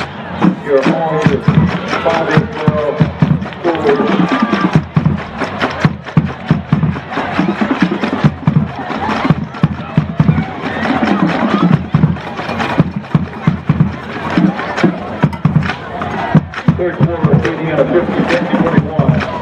Third quarter, Walker 35, Kendall 14. Third quarter, 16, John 14. Third quarter, 34, Southside 14. Third quarter,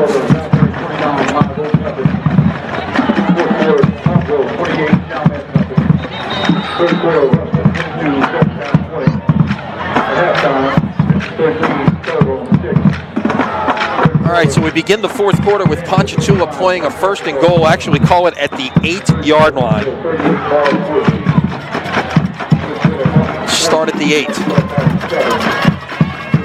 34-13.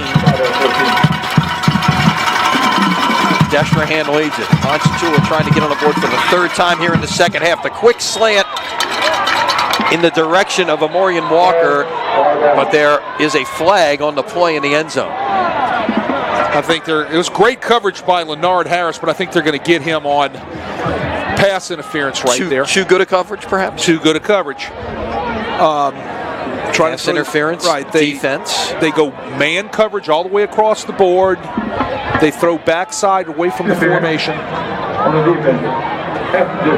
And ball is nicely thrown. Just Leonard Harris a little bit too tight on his coverage. So it's half the distance to the goal in high school football. So put it at the 4-yard line. Still first and goal. Blitz. There it is. Finley will give it away. Trying to get to the outside, and in for the touchdown is Braden Johnson.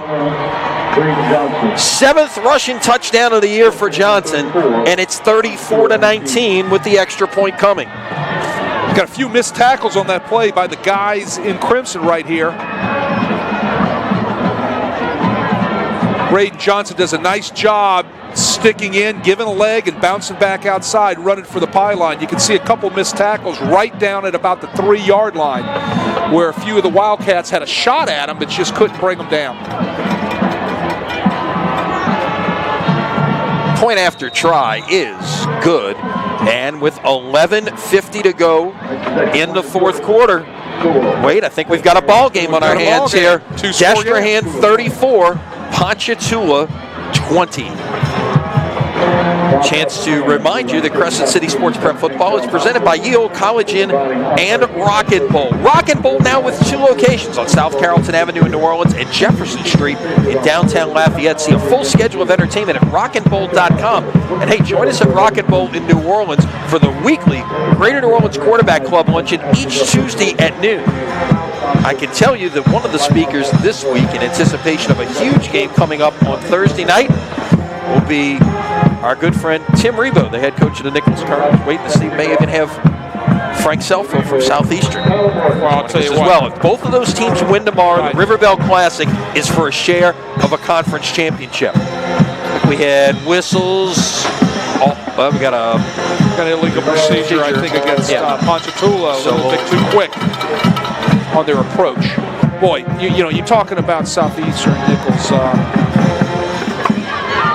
Incredibly impressed with what both coaches are doing with those programs, especially with local talent recruiting within 150 miles of their respective schools. Martin and Edward Steve for the Destrehan Wildcats.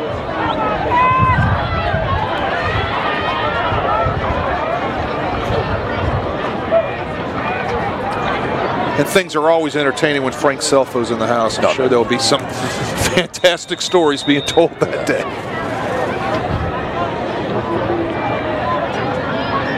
So one more time, we'll try it from the 35 this time. Low line drive. That will skip pass.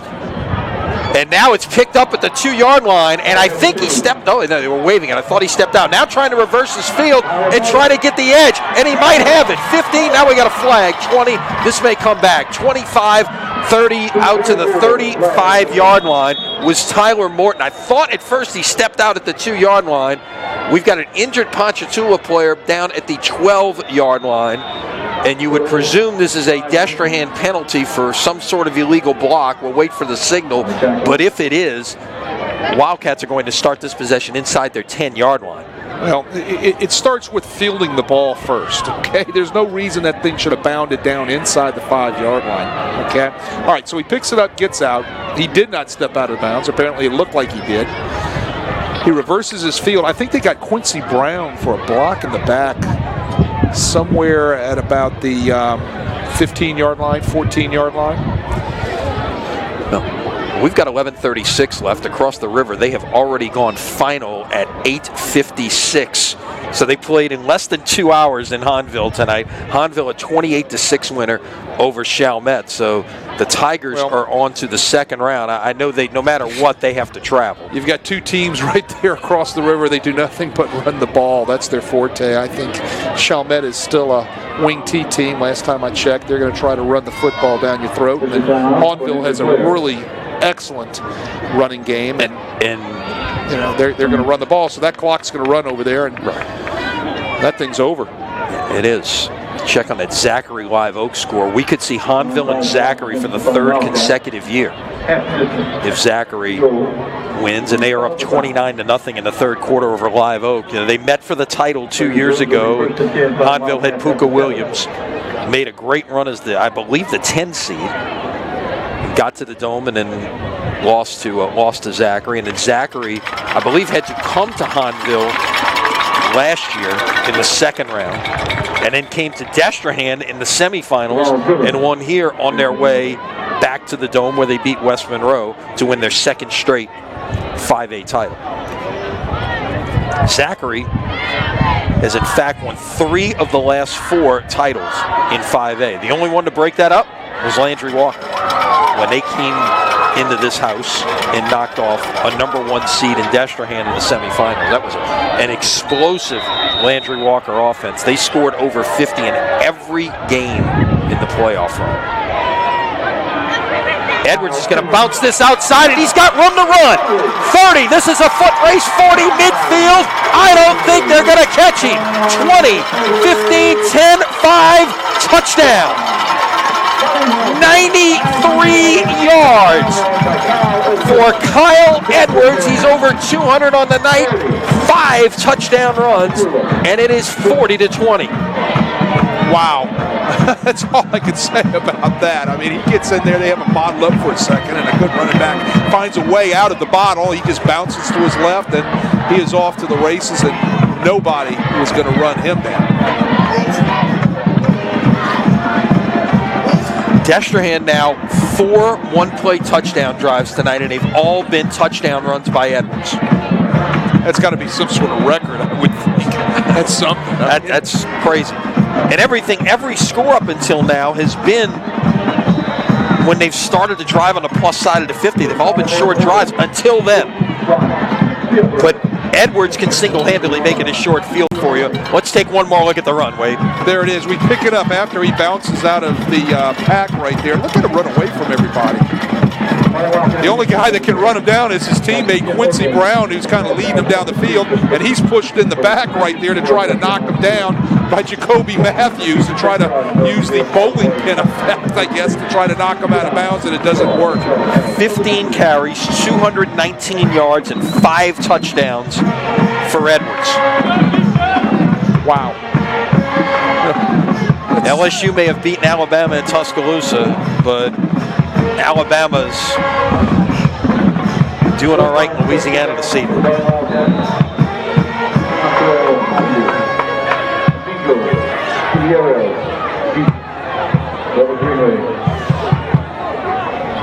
Kickoff will be fielded. It hits the ground. This is a loose football.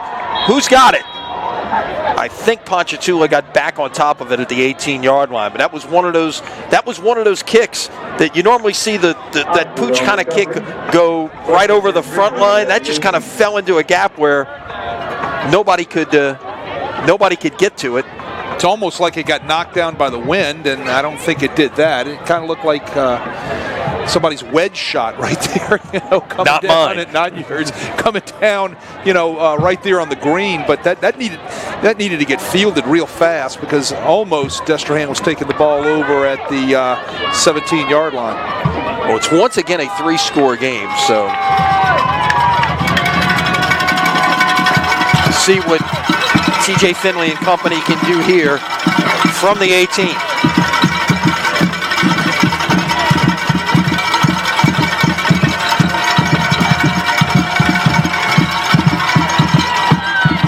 Finley going to take a shot down the field, and multiple flags coming in as that was in the direction of Walker. And that may have been Tyler Morton there in coverage, Wade. And They were stride for stride, but I think maybe a little bit too much hand fighting, perhaps. Well, 15-yard penalty and a first down at the 33. Now, don't take wrong what I'm fixing to say here, folks. Okay, I won't. Right? You can't play defense anymore. All right, and I guess I'm a defensive coach. It's come from my standpoint. You're teaching defensive backs what can you do, what can you not do, and every time you teach them what they can do, there's a rule that's made up that you can't do it anymore. So how do you cover these guys? Big hole on first down. Out near midfield is Braden Johnson. That was well blocked that time by the Ponchatoula front to spring Johnson free for a gain of 17. Johnson explodes through that front, that hole right there. Great job by the offensive line. Nice little crease on the counter. There it is. Bang. Nice hole. Linebacker doesn't step up. He's running around the secondary. But getting back to the coverage issue, Lenny, the thing about it is you're running with that type of athlete out there. You're doing your best with a disadvantage to try to just hang on and make a play. Finley to Finley. That'll get about 19 more on that one. Out to the 31. The young Finley's having a nice night tonight. Cody Finley has caught some football. Yeah, and he was the second leading receiver for this team coming in at 26 catches, 508 yards, and 4 touchdowns. He's quietly getting it done tonight. He's been the number one target. Nine catches this evening for 152 yards. He's having a nice night. Blitz. TJ Finley taking a shot, got his man inside the 5 and down on the 2-yard line is DeMontrell Osby. Hits the quarter route or the 7 route, what some people call it, puts the ball right out there. The only place that someone can catch the ball would be his own receiver. What a great throw by TJ Finley. Puts it in the only spot for someone to be able to catch it. That was a big-time throw. Finley now with 249 yards passing tonight. From the 2. It started off with the protection, Lenny. They picked up the blitz that time. Look for him to bring the blitz again right here. Look for it to come off the Ponchatoula left edge. There it is. Backs in the game, and Finley's going to run it himself. Did he get in? He is short by maybe a foot. Looked like he fell for. I think he might have landed on his backside before he could reach the ball forward into the end zone. So it's going to be 2nd and goal. I mean, he's 6'7". You could fall from 3 yards out, and he's going to score. I mean, he's that tall. Now, look, now he's under center, and you see that what's coming. You know what's coming right here.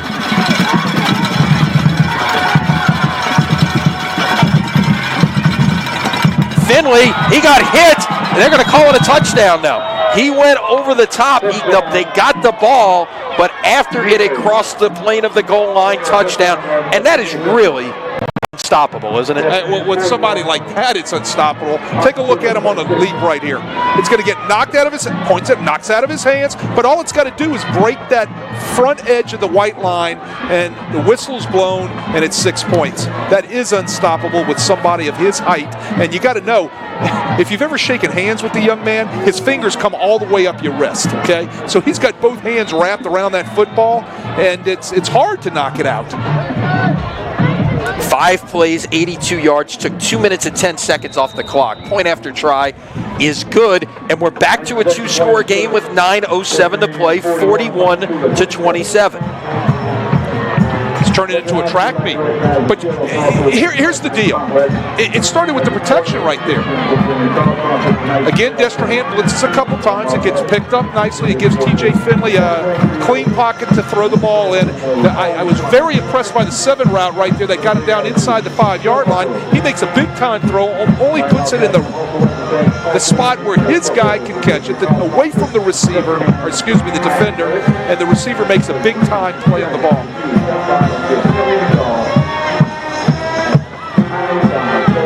When we get ready for the kickoff, let's check on some of the scores from around the area. 3rd quarter, Central leading East St. John 16-14.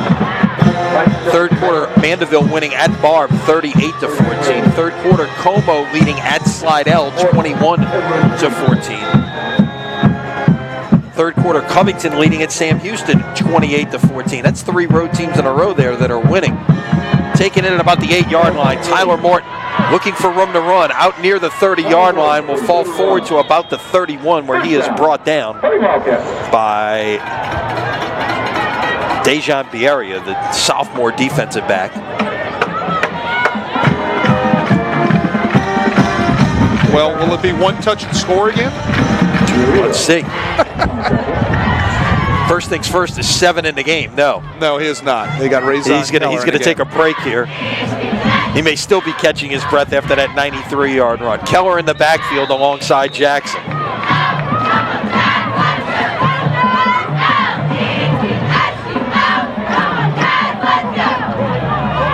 Give it away to the back. Keller still on his feet, still running, out past the 45, out to the 47-yard line, a gain of 16. Very impressed with him. He runs hard. He gets that shoulder pads level and down low. He's a hard target to bring down. Watch the backside left guard tackle pull. Notice how they block back with the tight end right there. Does a nice job blocking the trailer. And he gets his shoulder pads low, and he's going in one direction, and that's north and south.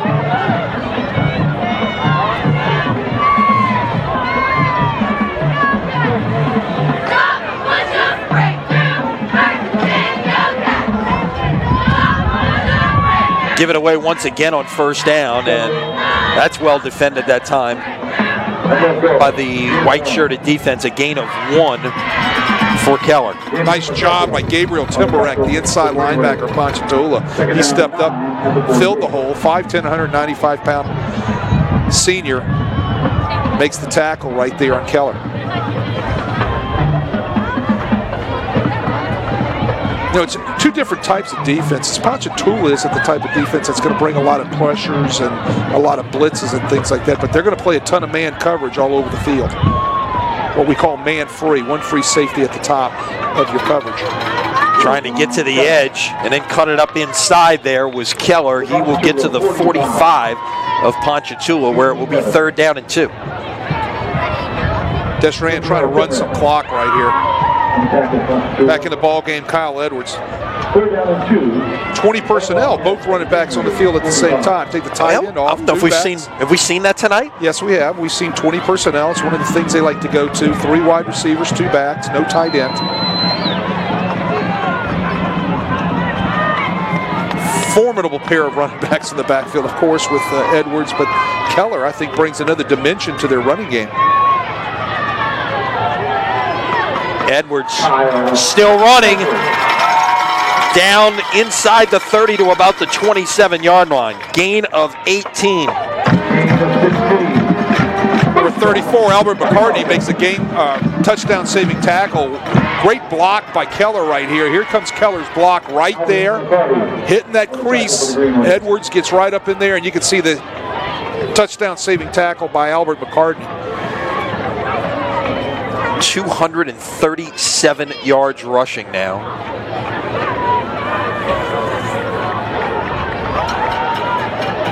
If I can read correctly.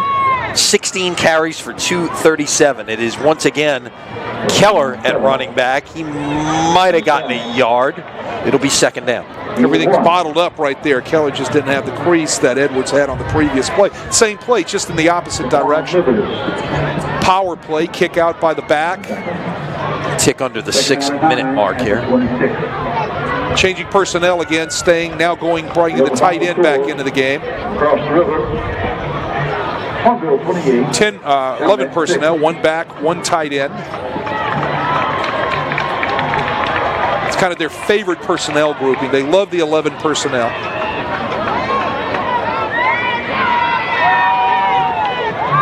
Edwards is met, but he will fall forward for about a yard. It's going to be 3rd down. Stacked up real nicely by that Ponchatoula defensive line, led by Lance Hilliard, number 98. Did a nice job squeezing down the line of scrimmage, getting off of the block, and hitting Edwards right in the teeth at the line of scrimmage.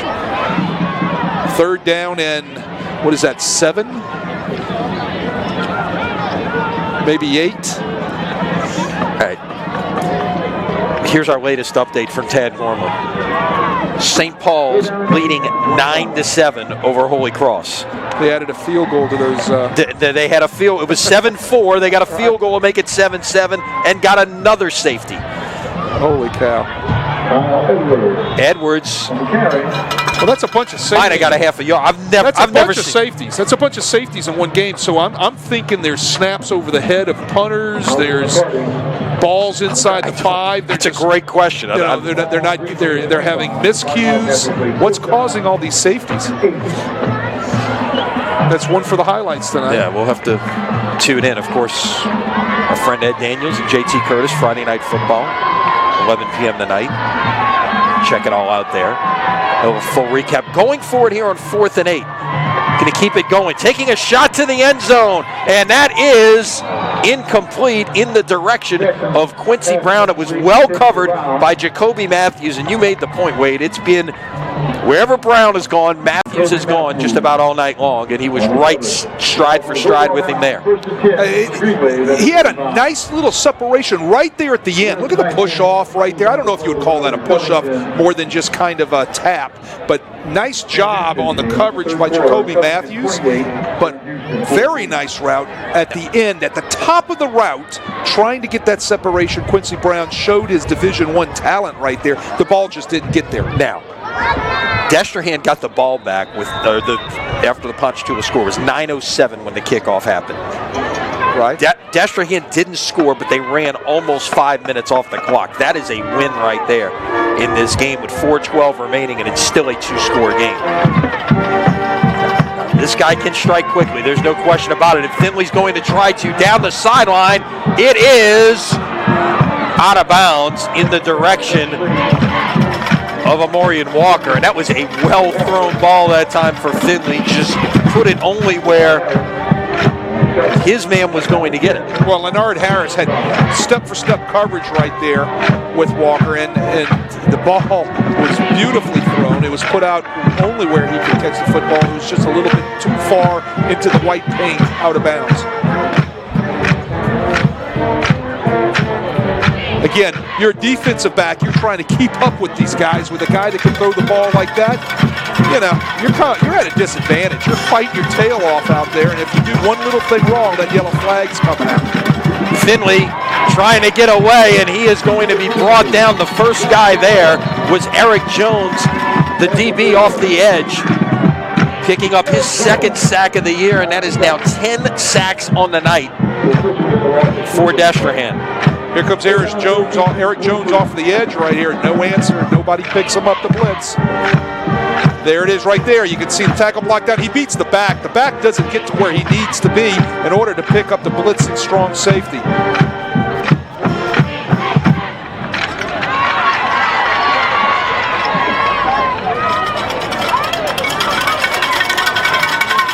From the 22. Line to make is the 35. Clearly, as late as it is, it's 4-down territory. Now the throwback, and this is well set up to Primus, but it was also well defended by Destrehan as Tyler Morton quickly recovered. There was a little bit of room out there when this kind of unfolded, Wade, but give the Destrehan defense credit. Watch Tyler Morton come from the center of the field right there and split the blockers and make a nice play. Very nice job by number 2, Tyler Morton. 5'9", 145-pound junior. He's a returning starter. He's coming back next year. He's been starting since he was a sophomore, so he has a lot of experience on that Destrehan defense. But you're right, they had a lot of room out there with blockers in the front of it, but Morton just kind of destroys that by getting over there real fast, splitting the blocks, and making a nice play. In the 4th quarter, Zachary, 39, 5:07.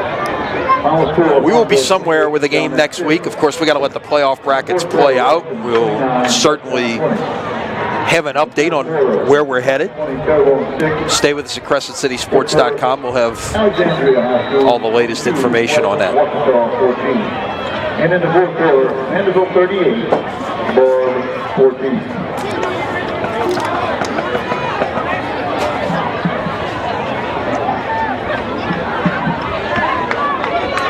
And of course, stay with Crescent City Sports. Get all the latest scores on our All-State Sugar Bowl scoreboard as the evening progresses here A lot more football to play out. We'll have all the scores for you right here at CrescentCitySports.com. 4th and 10, line to make is the 35. Finley. One man alongside, 4 receivers.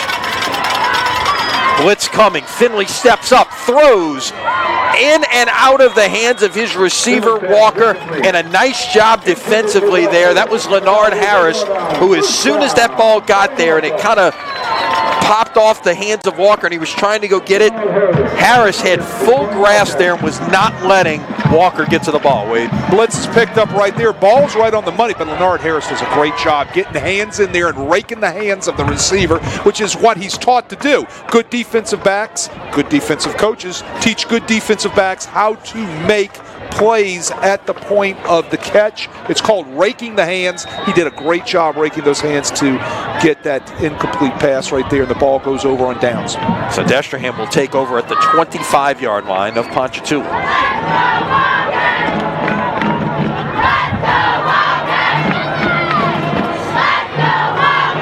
Give it away on 1st down. Right up the middle and still on his feet. Keller, touchdown. Another one-play drive, but this time it was not Edwards.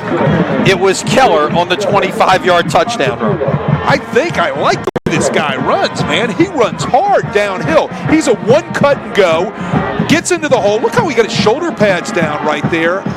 Nobody could touch him because of his low center of gravity. I've said that about 3 or 4 times, and he just blows through into the secondary and walks into the end zone and might have put an exclamation mark on this game for Destrehan.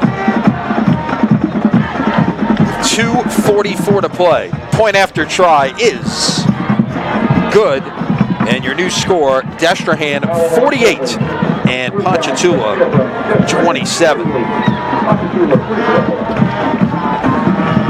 I got a bunch of points scored tonight. Yep. Wow. Yeah. You're seeing that some areas around the state as well. It's not just mutually exclusive to Wildcat Stadium tonight. Not a lot of points in that Holy Cross. No, there's not. No, there's not. Look, at St. Aug Bird last night was 45-40. Acadiana's hung 63 on Benton this evening. Walker leads Thibodeau 49-14. Airline leads Southside 55-14. Alexandria Senior High now pulling away from West Washington 42-14. Covington on the road leading Sam Houston 42-14.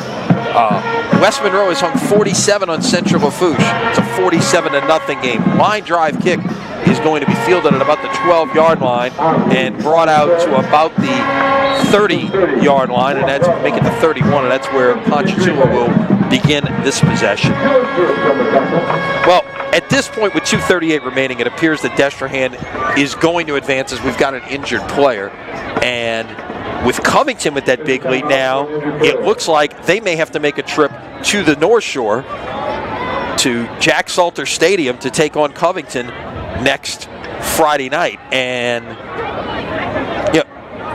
we're seeing kind of hit and miss on what is going on. Obviously Ponchatoula in that league, but you look at the results tonight, okay? Mandeville winning easily over Bard, 38-14. Covington winning over Sam Houston, 42-14. The district champion, though, Slidell losing at home to Como, 28-14.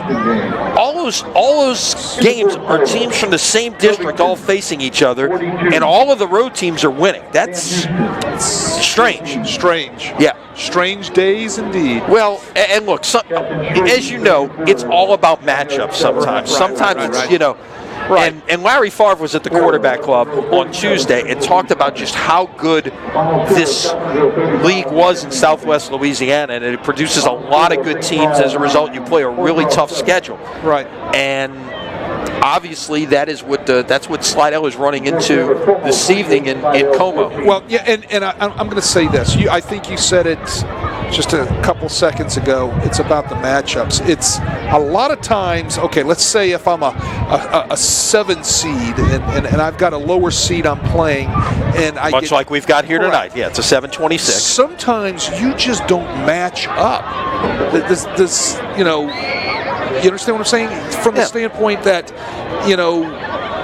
our Achilles heel might be our secondary, right? Your gift coming out tonight is we're running with 3 Division I wide receivers. And it just does. We just don't match up. It happens, and it happens all over the state, and you see it most often in the first round. Just don't match up. It's just a bad matchup. It's a bad matchup. Now, a lot of people don't understand that because they don't see it on the film all week. They don't see it on the, you break down 6, 7, 8 films of your opponent.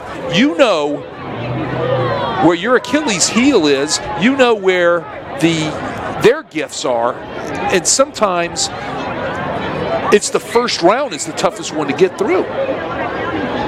And if you're dealing with you take a team like Ponchatoula tonight, okay?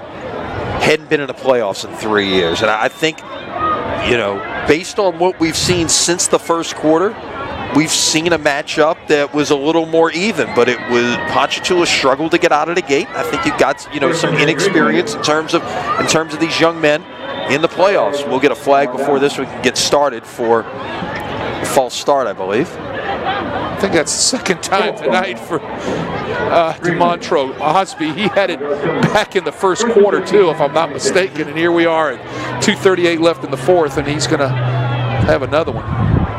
He tried to hold up, though. The first time he didn't. He just took off. Look, wide receivers shouldn't be listening to the count anyway. They should be looking in at that football. When the football moves, that's when I move.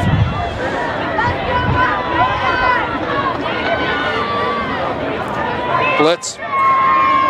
Going up, they're going to run a little hook and ladder here, and nicely executed in the direction of Matthews, whose name we have not called a lot on offense tonight. So the catch was made by Walker. He laterals it to Matthews, as we'll get another look at it there. Destrehan's playing off right there, really soft, and a soft man coverage, and the ball's tossed back with a lot of room for him to run. So it's kind of the ideal trick play to be run against the ideal defense right there. Yeah, so it's going to be a gain of 18. It's 9 yards on the pass to Matthews, and then 9 yards on the pass to Walker, and then give Matthews another 9 yards out to the 44.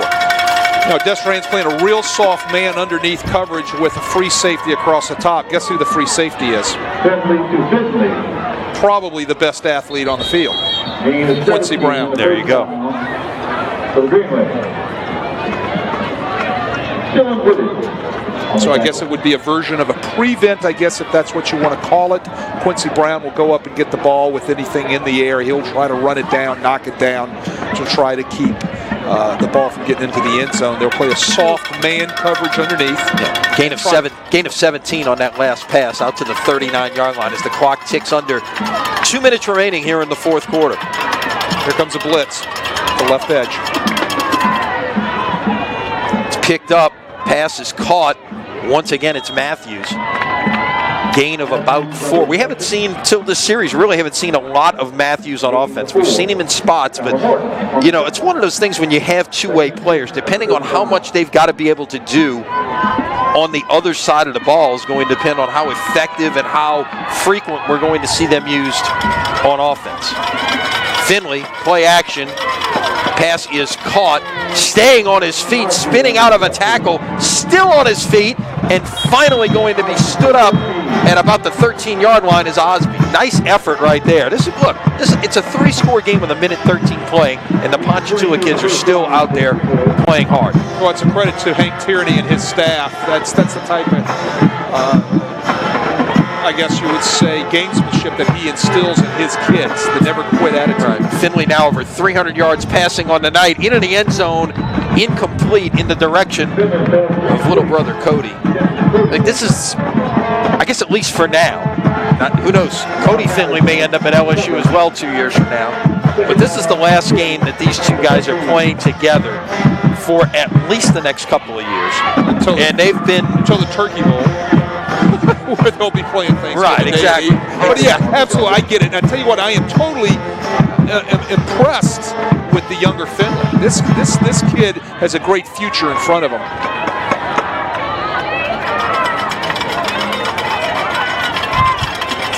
Cody Finley at the bottom of your screen. We'll give it away on second down. And still on his feet and still churning and into the end zone. Touchdown, Braden Johnson. He ran through 3 tackles right there to get into the end zone. 3 Destrehan guys had shots at him. You'll see it here on the replay, and they just couldn't get him down. Running the counter again. That's one of their big plays we've seen tonight.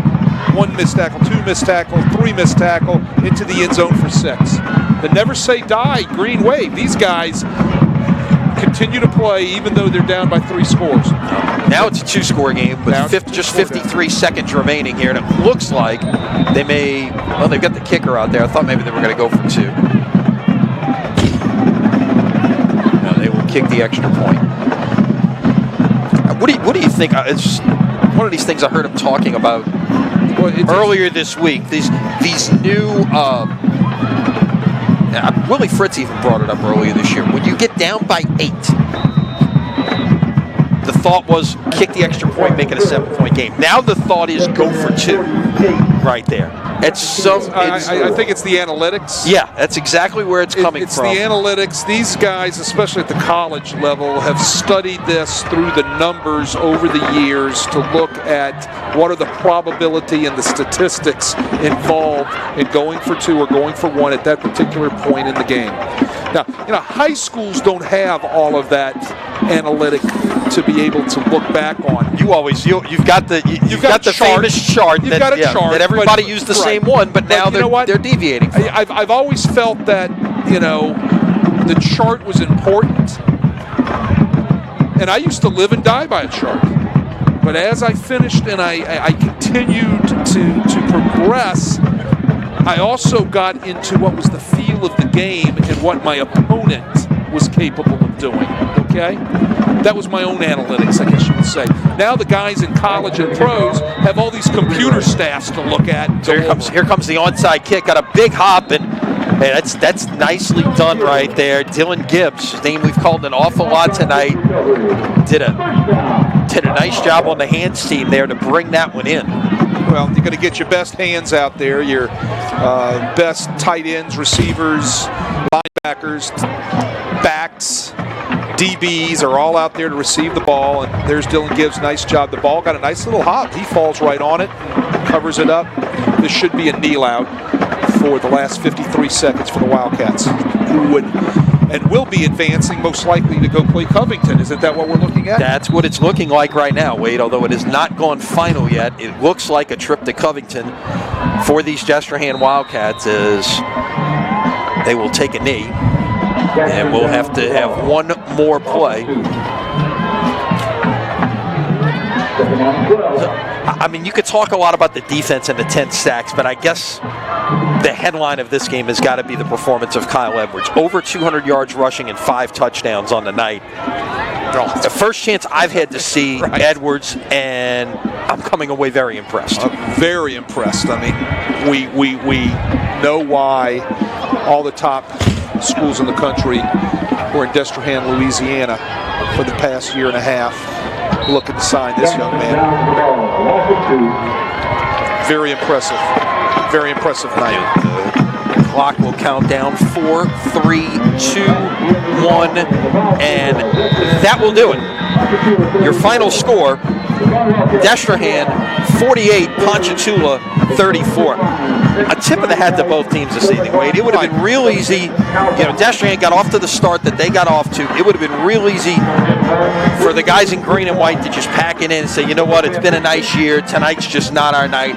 They continued to battle in this game and really made this an entertaining football game. And the two guys that we talked about at the beginning, Edwards and Finley, both showed us a lot here this evening. Well, they confirmed what we knew and what LSU and Alabama knows. That these guys can play, and they will play at the next level. Credit Hank Tierney and his staff for making some adjustments at halftime, coming out and picking up more blitzes, being able to move the ball down the field, and the never give up attitude, which is a hallmark of a Hank Tierney football team.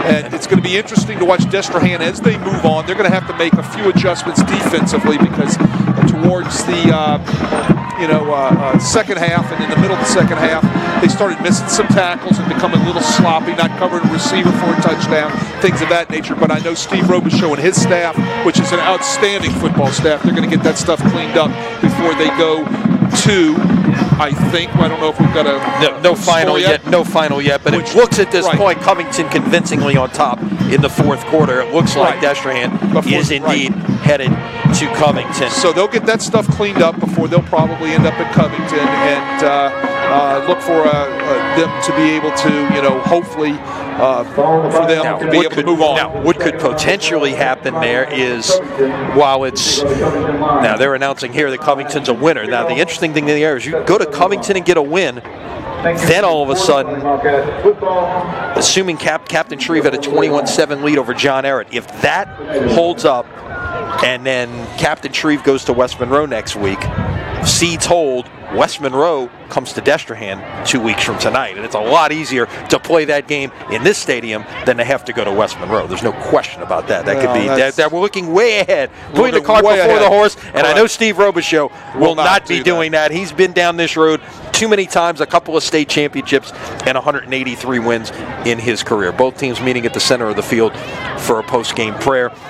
Wade, final thoughts on what we've seen here tonight and in general, week one of the playoffs. Well, Kyle Edwards and TJ Finley are as advertised. There's no doubt about it. And this young Ponchatoula team will be back because they, as we've alluded to all night long, they are extremely young on both sides of the ball. They have a ton of talent coming back. So this trip to the playoffs tonight, even though they came out on the bottom side, leads to many good things down the road for them in the year to come. Destrehan, powerful football team. These guys will continue, and clean up any mistakes this week.